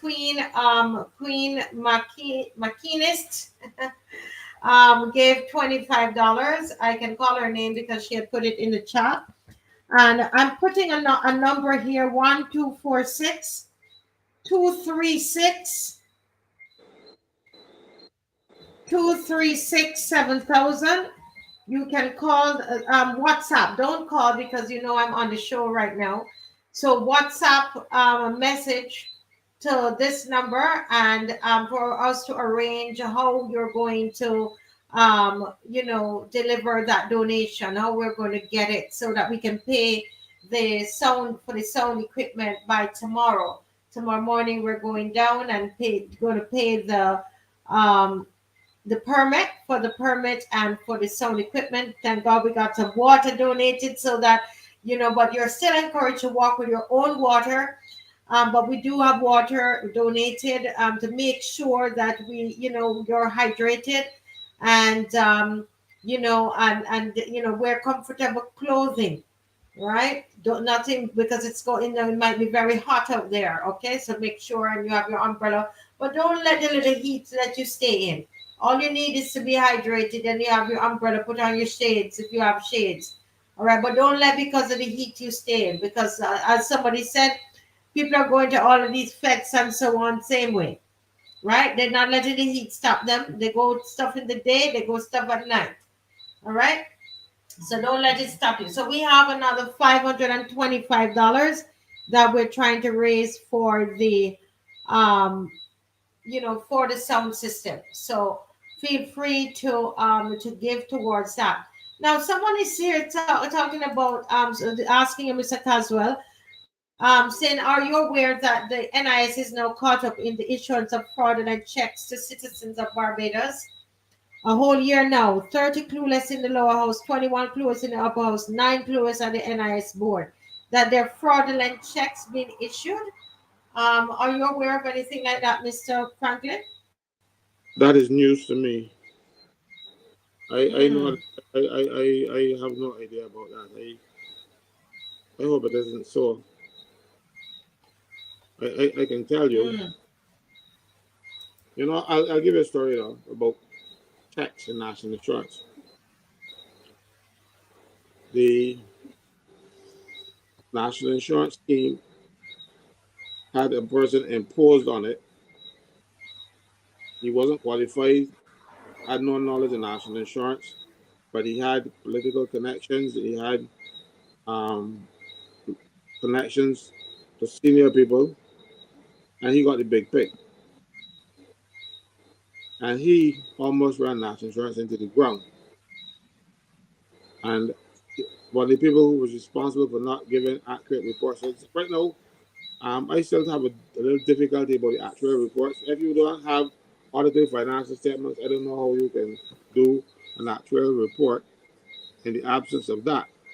But I'm not learned in that area. I'm not learned, period. Just a little dancey boy. But it don't make sense to me. But I don't know. I really don't know anything about it. It's from fraudulent tests. I know about the one girl in particular went now trying to carry over $1 million, and nobody can find the money up to now, and they can't find the checks that she stole, that she printed for herself, and then the,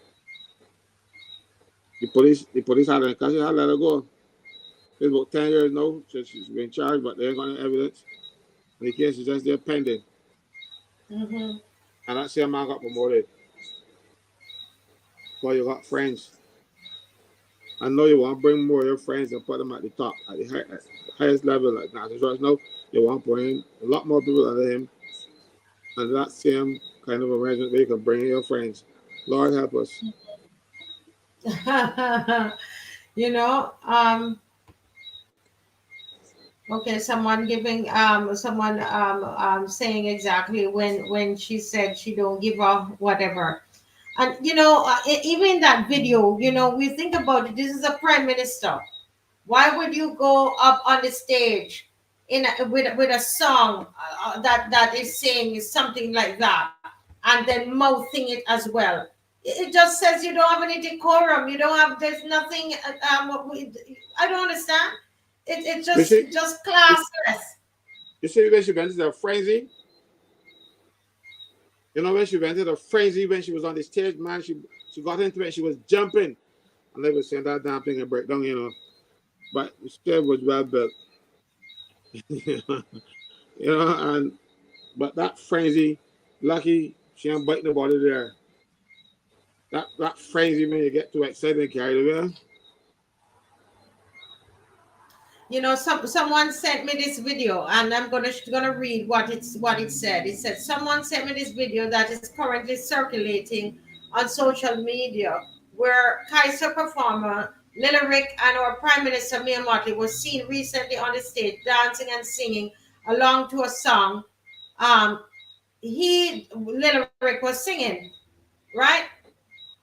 And she gave the word, I won't curse, I won't say it, and the chorus up says, I don't give up.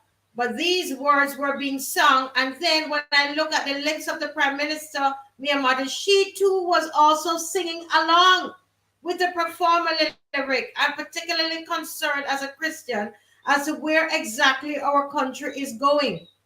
What example? What example are our leaders setting for the nation's children? I have no time to polish up anything. Prime Minister Mia Mottley's behavior and conduct on that stage was deplorable, most disturbing and very distasteful. And that's what I think too. Is this the new norm? Who are our leaders accountable to in this regard? Where are the morals, the values, and standards gone to? Are we to accept this behavior as ungodly behavior or say nothing?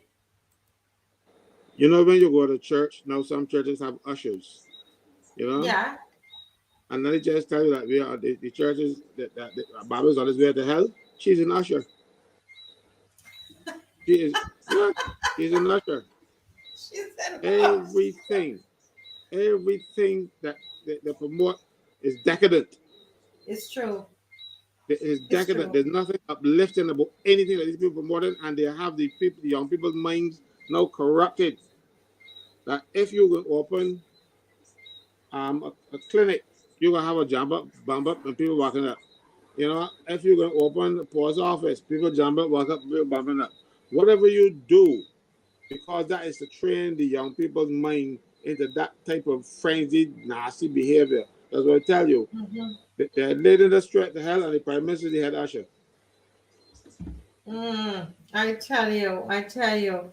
You know, Lumumba is right here. Lumumba, I know you did a live on that video, where she says she don't give up, right? Lumumba, you're still there. Can you open your mic and comment on that? Because as a Barbadian, when you heard that, what was it saying to you? Well, it actually, well, I mean, for a leader, and as I said, I don't know if she did it. It was for just entertainment. I don't know if she just liked the song. I was singing along with the song, but the fact remains is that for a leader to stand up on a stage and sing a song that says "I don't give a," you know, that's sending a serious message to me. To me, I don't know how anyone else would take it, but Little Rick saying it is totally different than the prime minister of a country saying it. Hmm. Little Rick is The Little Rick person is an here, entertainer. the person here says, they said, text your name out of your dirty mouth. He said she joined in because I don't give up. Right, Yeah, right. you see that? You see that? And So it was put in a context for people who are opposing her, people who are speaking out. Take your yeah, name out of your dirty mouth. this is the message that I have to send to her because she thinks she's big and bad and she could just frighten anybody that she wants to frighten. But the thing remains is that it was the voters that put you there though, and it's the voters that is going to take you out of there. So you don't, so you could act like you don't care now, but you wasn't saying that when you was trying to get the votes. You wasn't saying you don't give a when you was trying to get the votes. You was saying that you care. You were saying how much you care. And after getting the votes, now you're saying you don't care. So this is something again that I think that all of us, I don't care who we are, this is a message that was sent to everybody in Barbados. Hmm. Yeah, I agree. This is a very serious message, and I say to the Bajans, we're not going to just sit down and let people put jobby on us, and just Right. keep doing that. Yeah. We're not going to do that. We're not going to do that, right? And then come on to say, because this was put in a context, text your name out of your dirty mouth. And she joined in and said, cause I don't give up. Right? Yeah. And people Well, here, well then, well then the people have to show her that if she don't care, well the people have to show her when voting time comes that we don't care about her either. I mean, as simple as that. correct, You really correct. want to wait for voting time? Well, You we got don't to have to wait show her on Saturday. on Saturday. Yeah, we can let us know that on Saturday. Show her Sure. Saturday. Let our voices be heard on Saturday. Yeah. Let me just also thank. There's somebody else who just sent $75. I don't know if this is going to be US. Oh, it's coming through Western Union. I see now. I understand. It's coming through Western Union. Once you message me at the 246-236-1000. 7,000 236 7,000 236 7,000. Once you message me there, I'll be able to tell you where. Can this person, I don't want to call any names because a lot of people don't want their names to be called. Um, just let me know if that's 75 US or Barbados so that I can do the calculations and let people know exactly how much we have left to be collected. All right. I'm glad you're sending it to Western Union. I can pick that up tomorrow. And if the others of you want to, to be able to transfer the funds, I will be able to send you where you can, the bank account for you to transfer it to when you call the number on the screen. And I will be also, if you're doing PayPal, I can do that as well. And so that we know, what. So far, we've collected $200, $50, and $25, and there's a 75 that I'm waiting to find out if it's US Or okay, so it's 75 Barbados. Thank you so very much. Okay, so that I have to use a calculator, and so we had 525 balance, and we're taking out 75 from it, right? So that leaves us at 450. Oh my goodness, we're at 450, and we started. Is that correct? Yeah, that's correct. And we started out with needing 800, right? Which so we are 450 now, right? With that 75 that will come in tomorrow, then we're at 450. So anybody else who wants to help, this is it. We're putting our money where our mouth is at, and we're saying that to the Prime Minister. Well, you don't care. If you don't care, we care. We care about ourselves. We love ourselves, right? Yeah. Yeah. Mr. Franklin, there's someone who sent me something here. They don't want me to call their name, but let me see. They said, "Good night, Marcia. Don't call my name, but MTW has more offices in the Pine than they have operators and laborers."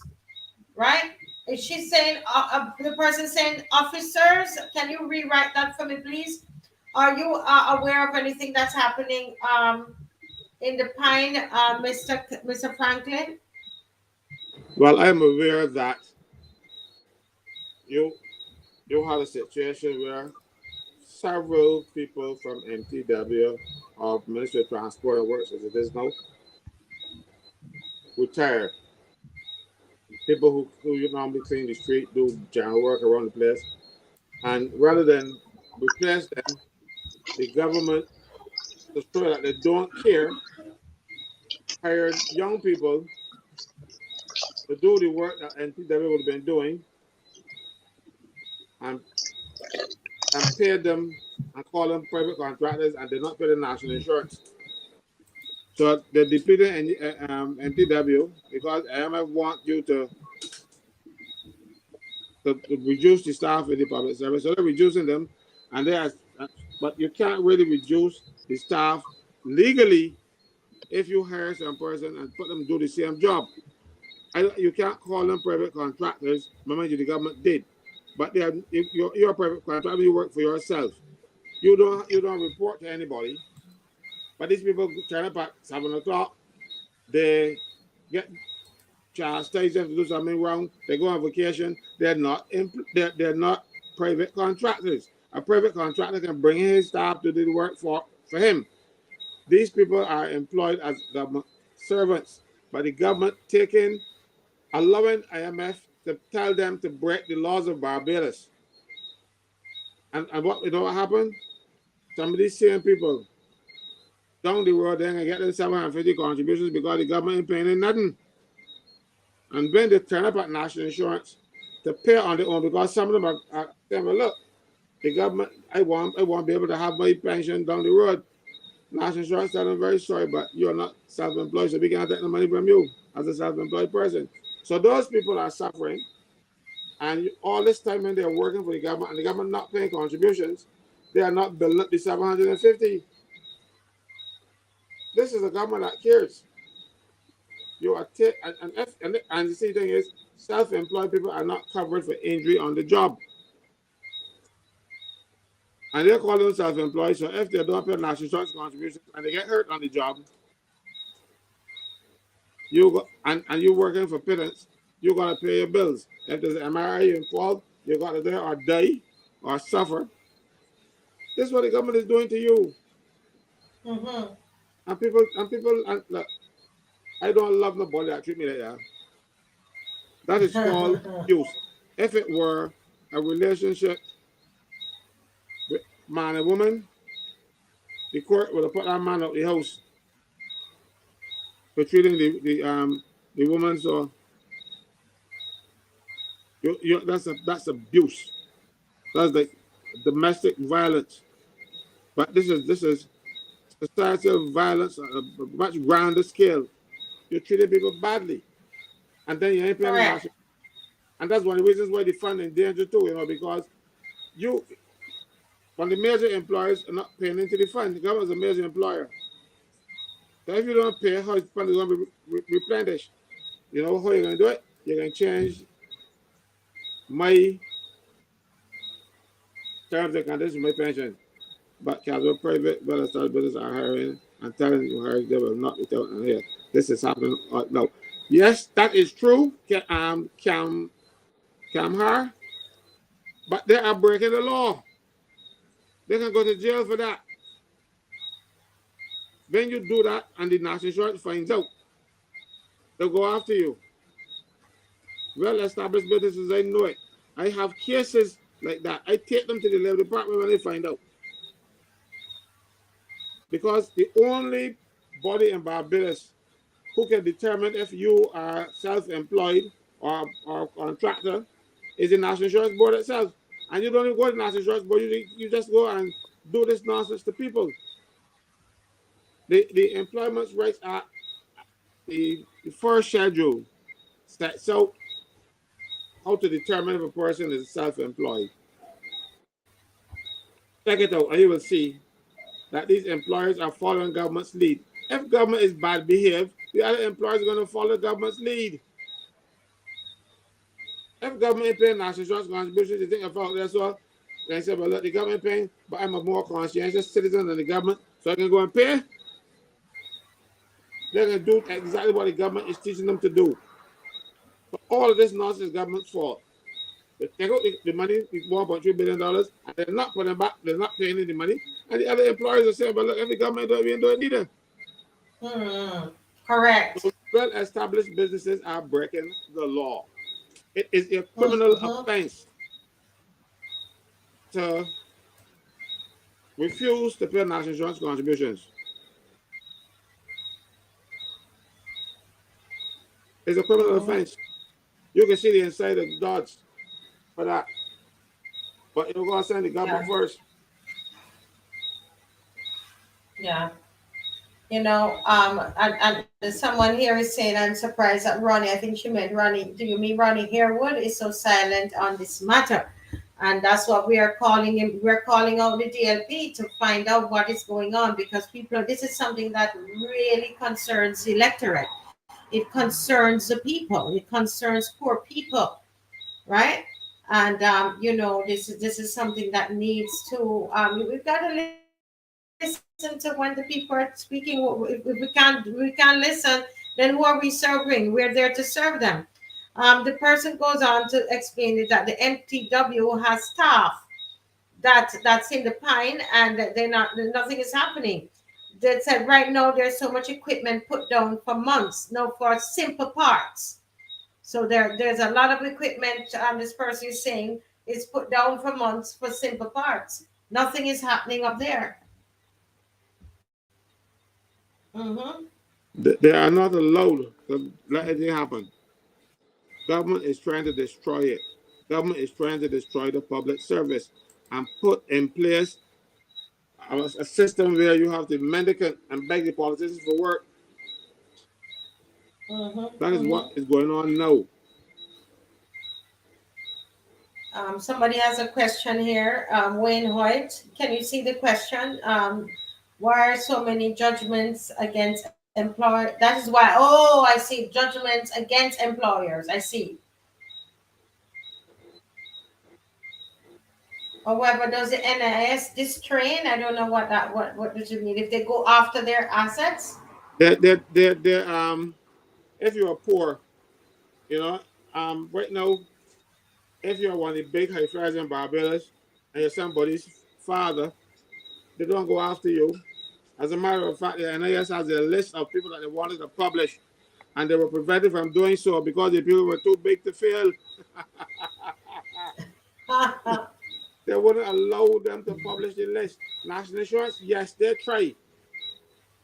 But you got to see, the thing is, the inspector at National Insurance who goes out there and find these things, they don't make the final decision to take you to court. The final decision stays at the board, but then the board is controlled by somebody else. So you can talk to somebody and you will never end up. All they do, a judgment is valid for 5 years. So what they do, they will register the judgment and leave it there. Hopefully one of these days the government that's more progressive will come in and say, but the judgment is still active, still alive, and go after the asset. I've seen people in Bridgetown on those books who own businesses in Broad Street, who own properties in Broad Street and renting out to stores and they paying the national insurance, ain't paying the VAT, but they got connections. Correct. Look, it's an eye opener to go in there and ask to see that book. Those books, because there's one for income tax, there's one for VAT, there's one for national insurance. There was one for credit unions as well, but the credit unions now cheat the staff, treat the members, as opposed to going that way and rip off the members. But these registers are there, and you can go and look. And when you see who these people are, when they made noise about it and disclosed that I went in and check out and see how much money was owed, they stopped registering judgments.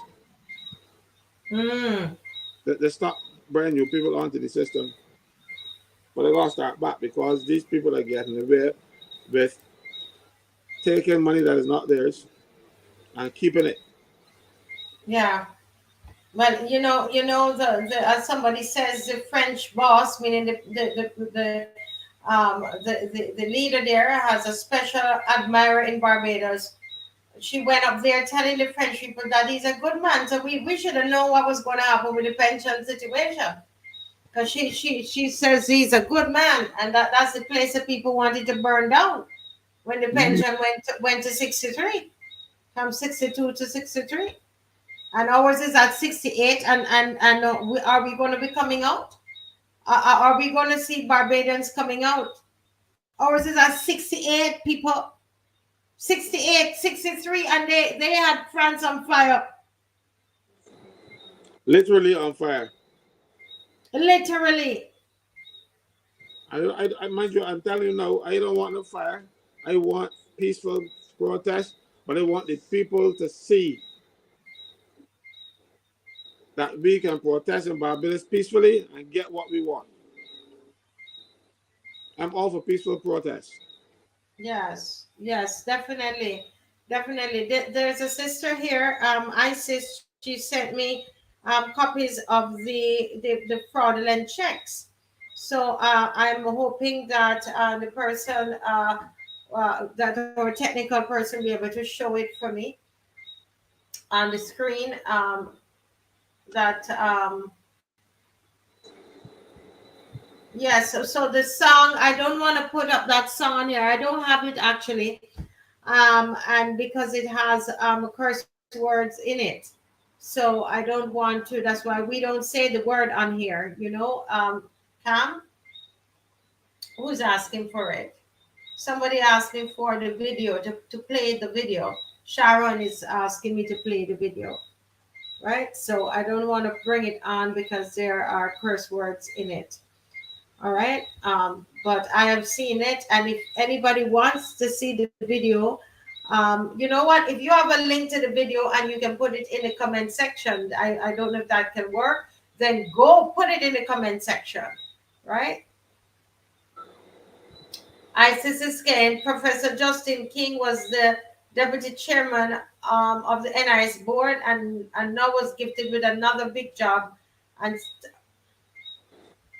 Sarcom is carrying his order clips on his new overseas investments. Okay. I don't think I understand all of that, but we're going to just put up the information on here. So folks, we had another, let's see, the donations are coming in. And just let me see what was the last one that came in. Right, the person who sent in the 75 actually sent it already. Right? So I think, did somebody else? I'm not seeing that here at the moment. Okay. So we're at 450. Oh, there was someone on here who was given $50. Guys, remember to send me WhatsApp me if you're going to give the money. WhatsApp me so I can tell you how we will receive it. So we are now at $400. So we're halfway. We're halfway. Oh my goodness, that's awesome. That's awesome. No stress, so that we don't carry any stress. All right, when we go out there, we're gonna go and make sure everybody paid. We're not gonna owe anybody anything, right? Okay, so this is what we're looking at here, Mr. Franklin. Obviously, you know,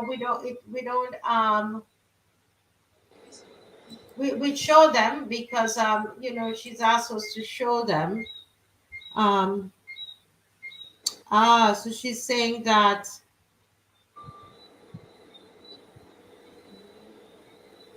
Okay, so people are forging signatures. She's alleging. No, I think she's mistaken.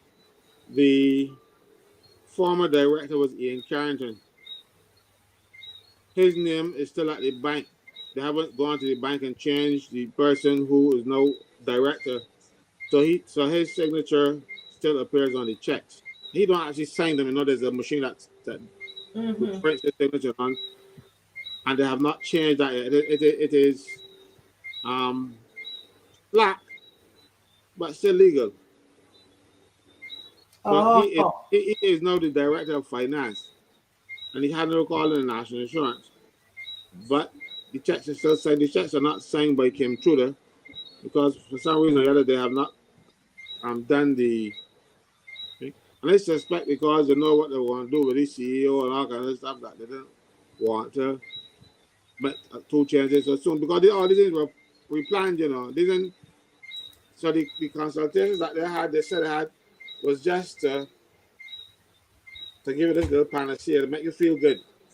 mm-hmm. But not that they were meaningful in any way because they already had what they planned to do in place. And you make them break it the night sleep, go out there so to pretend that they were doing consultations.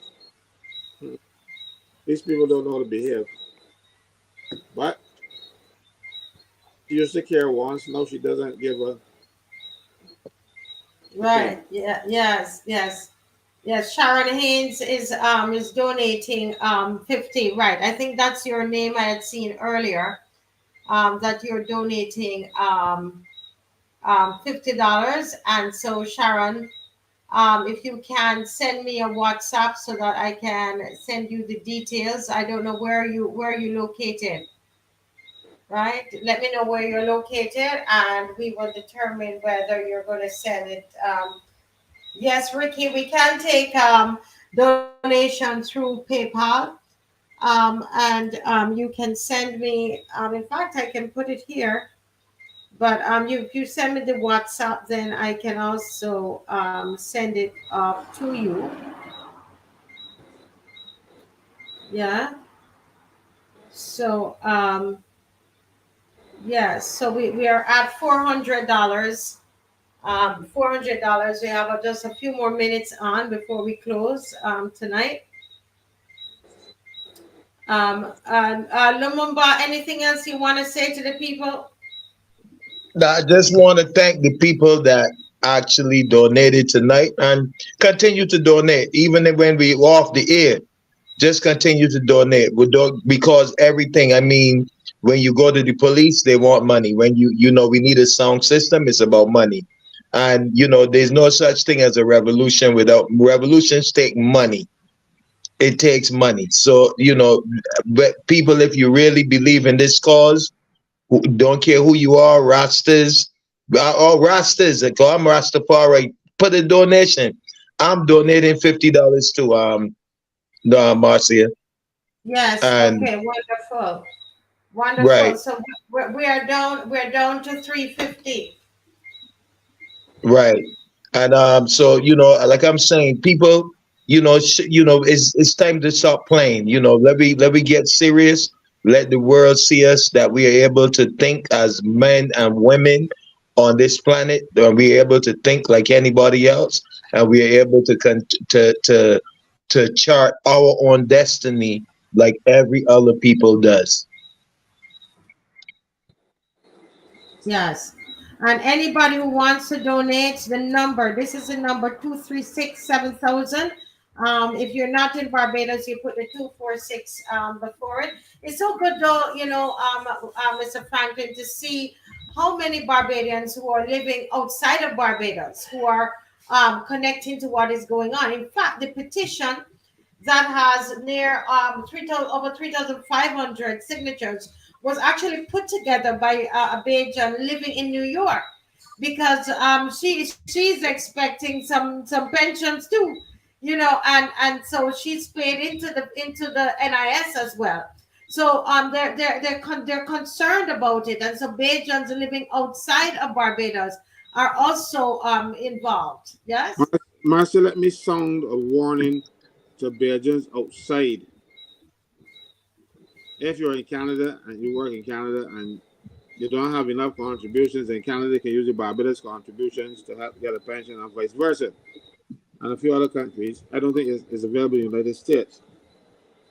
But if you went to the United States and you say, well, good, I have my 500 contributions, so if push comes to shove, I can always come back home and get a little pension.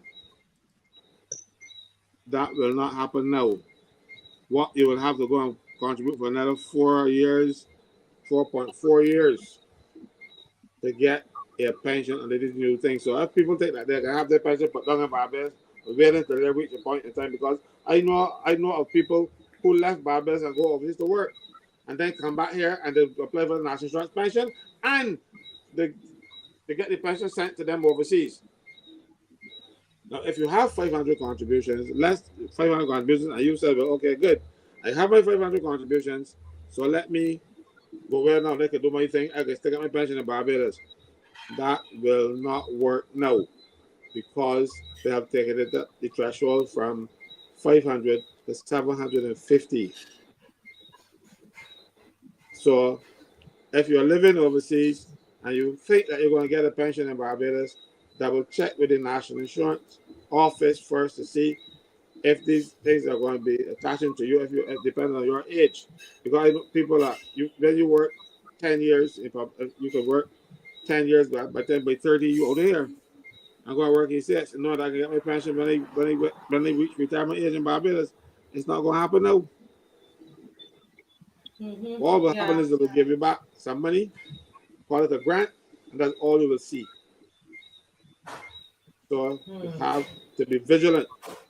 What the ideal thing is to tell them get back the 500 that it was, because that's the normal standard in public service. If you work for 10 years or more, you got that pension.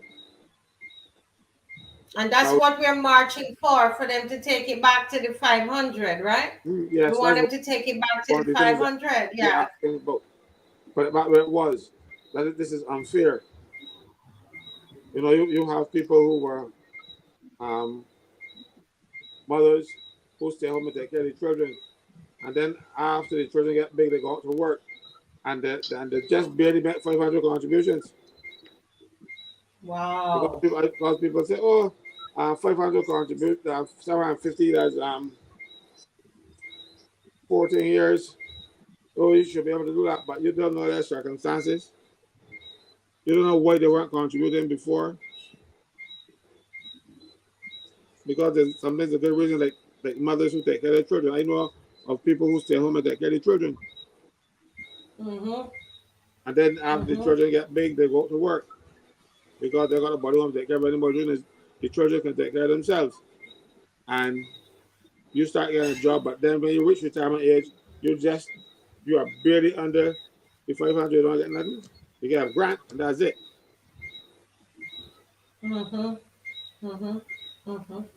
Wow. Kamhar is saying here, I'm conflicted. I would donate, but if I see Bajans not caring, not marching, not moving, not acting, then why should I give my money to help if they don't want to help themselves? You think that's a fair statement, Mr. Franklin? But that's a bit clairvoyant, because we will only know how the people react Saturday. Because you don't know what the people's heart. You don't know what the people will do on Saturday. So I am hoping that They'll come out because I'll tell you, I was in the union movement long enough to know that when you have union meetings and a quorum is 50, 6,000 members, and you can't get 50 people to come to a meeting because there's a normal agenda and then got nothing controversial on it. Let something controversial on it, you got to stand in the room only. So people come out when there is a crisis. This is a crisis now. So I would expect to see the people out as usual. Normally, I will tell you, look, my history is with NUPW. Many years while I was there, at the time set for the meeting, you don't have a quorum. You have to adjourn the meeting and hopefully we'll come back the next time before I'm a quorum. But let there be something controversial going on. The people turn out to protect their union. Now, if you come out to protect your union, you should come out and protect yourselves. Because this is about you. Each person who pays contributions to national insurance, this is about you. Yes, everybody. It says here, Jen Wigg says, if you have 750 contributions, can you write NIS to stop contributing? No. As long as you are working, you pay contributions. Even if you are retired and you still work, you pay a contribution. Mind you, it would be at a lower level, but you would still pay something. And if you don't pay, the employer will be a fool not to pay it for you, because when he's caught, he would have to pay all, your portion and his, with interest. If the employer refuses to pay your money when he's caught, the law says that he's responsible for all. So you can't stop. So even if you are over retirement age, you still pay a meager sum into the national insurance scheme. You pay 0.6% of your salary, and the employer will pay 1.25 for a total of 1.85%, so that you can still be covered for employment injury.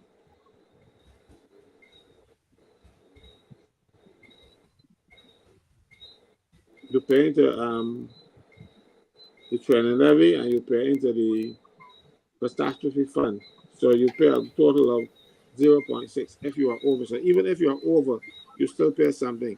If you are between the ages of 16 and 67, now it's going to be 68. If you're between those ages, you pay the normal rate, which is 11.1%.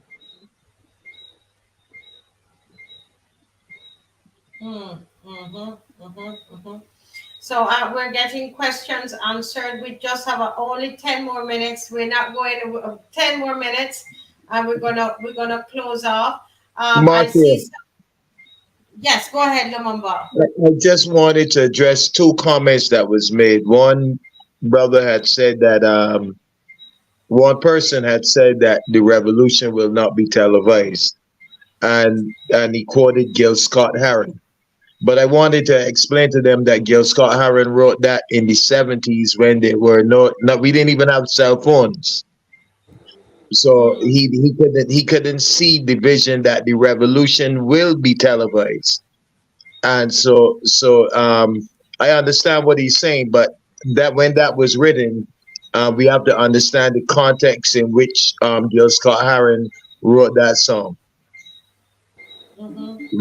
Technology is far more advanced now, so everything is is being televised. Marcia was broadcasting today during the press conference.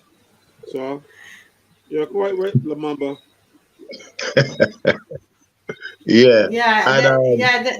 And the other brother that was reluctant of making donations. All I could say to the brother is that don't worry about what you see other people doing.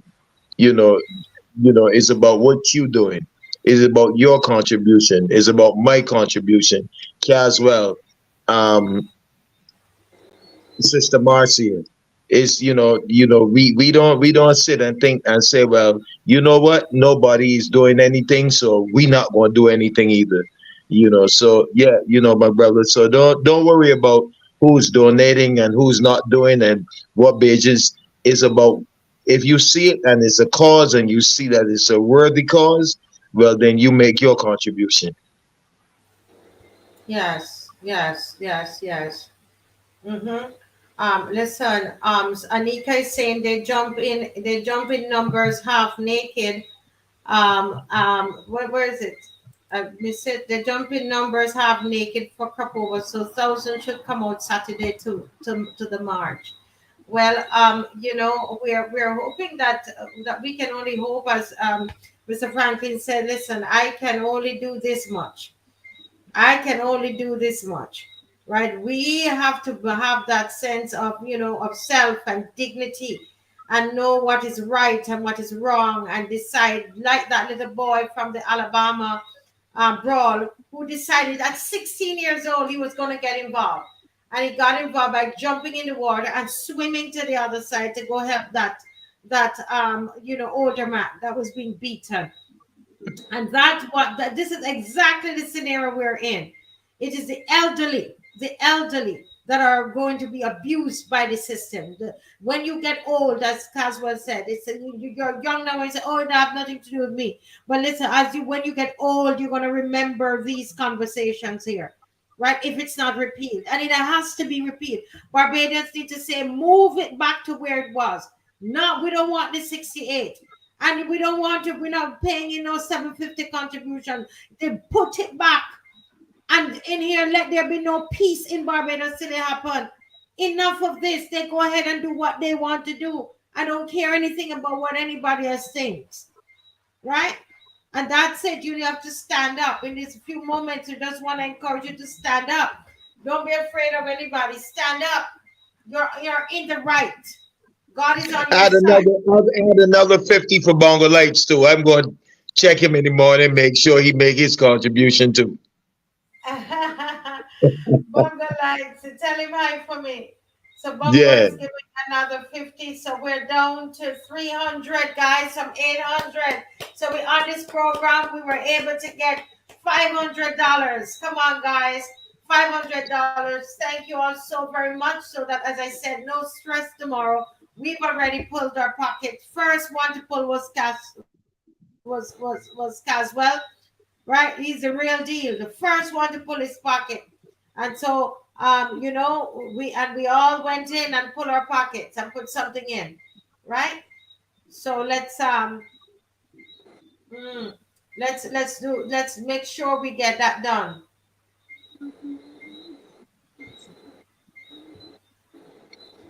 Oh wow, somebody's saying here some of the NIS compliance staff call employers and warn them that the staff is reporting them. So it's inside, outside, all kinds of issues.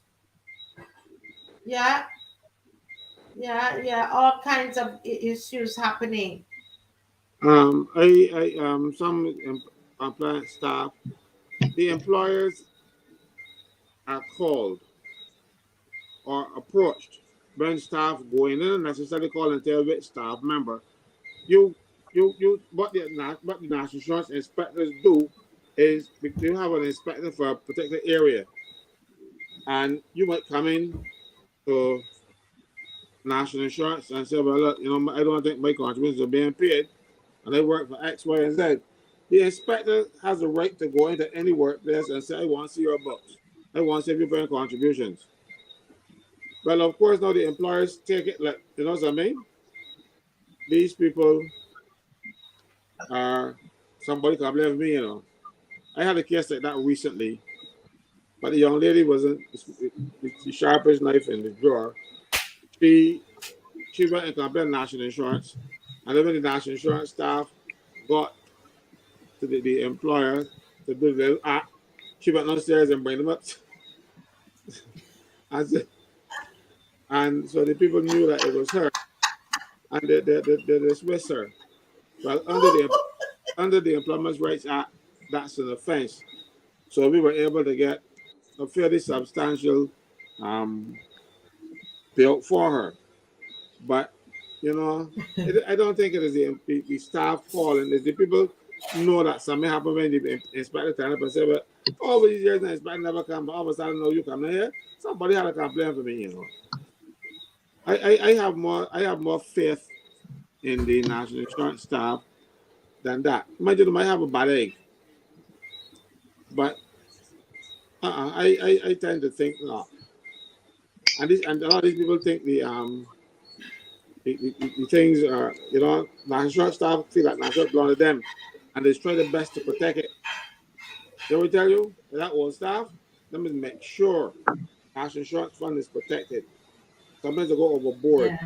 Yeah. I somehow I will got to see it. I will got to hear. There might be a bad apple or two. Yeah, you never know. They always got them. I understand they got bad judges, they got bad policemen, they got bad, but all of them are bad. You know what I mean?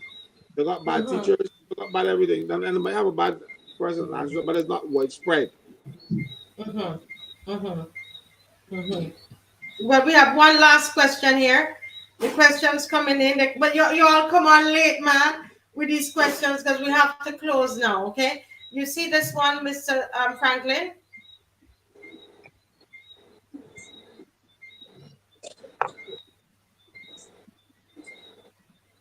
Wait, are we paying customs duty and VAT on customs duty? I don't understand the question. Why are we paying customs duty and VAT on customs duty to import stuff? I think she feels that, well, she's saying we're paying twice. When you're importing stuff from the US. Yeah. You're importing stuff from the US, they put on some charges, some port charges to that people call duty. But the port was supposed to take off something and put on some of that, but it kept both. So I don't know if it's duty, but I know that when you're importing barrel or anything like that, now the port they handle it deeper into your pocket. It could be that. I'm not certain what the person is talking about, but I know that the port authority is charging a bit more. Everything about this is a little bit. Everybody put a little bit more. Everybody a little bit more. The only body that pay less was the rich people. They cut the taxes because most of them incorporated anyhow. Some of them are company owners and they own the company they work for, and they work for chump change and file taxes, but then they live off the company. The company pays for their house. The company, they own a house, the company rent it for them and pay them to live in it. The company pays for their car. They don't have anything really. So I know you pay, and you only pay a maximum 5% income tax on it. So the government is taking care of the people who can take care of themselves. And they're robbing the people who cannot take care of themselves. And the people who cannot take care of themselves, all of them should be on a march. Unless you have unless you're in QH or something, or you gotta be at work. Correct. Guys, get the people out. All right, so we're closing now. Listen, Mr. Frankyln, you've done I tell you, God bless you. God bless you. We're gonna be on again tomorrow night, and we don't know where this is taking us, right? But we're gonna be on again tomorrow night, just before the march. And listen, share up this live. When you get off of here, share the live, share it. You see tomorrow, share it. Anything you see on the march coming out, we're going to get some newspaper articles because Mr. Frankyln did a press conference today. So you're going to get stuff in Barbados today and the nation and so on. When you see it, man, share it out. Take it out, cut it out and share it and invite people to the march. Invite people. Tomorrow is a crucial day. Invite people to the march, right? If we're 234 on us here, 34 of us on here right now, and if each of us get 10 persons to come out to the march, You see how many that would be? Right? Invite people to come out. Invite people to come out. Over 2,000 people will be there tomorrow. All right? So make sure that you invite people to come out. We don't have the funding to do anything on Starcom. Starcom ads expensive, you know. Tomorrow is Friday, Marcia. Yes, tomorrow is Friday, so it's a crucial day. I was saying that they No, need you to. said, oh, Yes. I thought you said them Tomorrow. to come out tomorrow. No. The March is Saturday, but tomorrow Right. is a crucial day where you're going to encourage people. You're going to talk to people, Right. talk to your work, talk to people at work, talk to your church brothers and sisters, or a mosque, or wherever you go to worship. Talk to those that you study with. Talk to those at work that you work with. Right? To come out in families. Come out. It's important that we come out and that we make our voices be heard. Okay. Thank you all so very much. Thank you, Mr. Franklin. Thank you, Lumumba, for coming Yes, on. thank you. Good night. Yes, Yeah. and good All right. night, guys. I'm Good very night. grateful. I'm very grateful to you, Marcia. You know, and thanks for your leadership, because it is leadership. I will continue to say the people of this country owe you a debt of gratitude, because if we didn't have the Marcia Week Show, people will think the government is doing us a favor. We know better now. Yes. Thank you so much, Marcia. Yes, and thank you. I appreciate that. And Carmela Charles is saying, we still need the petition. We're still not even at 5,000 yet. We should be at 5,000, guys. We are 3,500 and something. We should be at 5,000. So keep pushing the petition. Carmela, if you have it and can put it in this chat, people will still see it even after we've closed. Put the petition in. It's running along here, but the people can click on it one time. Hit the pavement. Hit the pavement. Let's make this happen, guys. Let's make it happen. We have one more night. Come on, invite somebody to watch tomorrow night. Okay. All right. Mr. Eastman will be back with us, and we have someone. I think Kemar Stewart is coming on tomorrow. And some other people will be on tomorrow. Lumumba might be back with us again tomorrow. Okay. All right, folks. God bless you. And Bye-bye. God bless you. All right, family. Good night. Yes. Good night.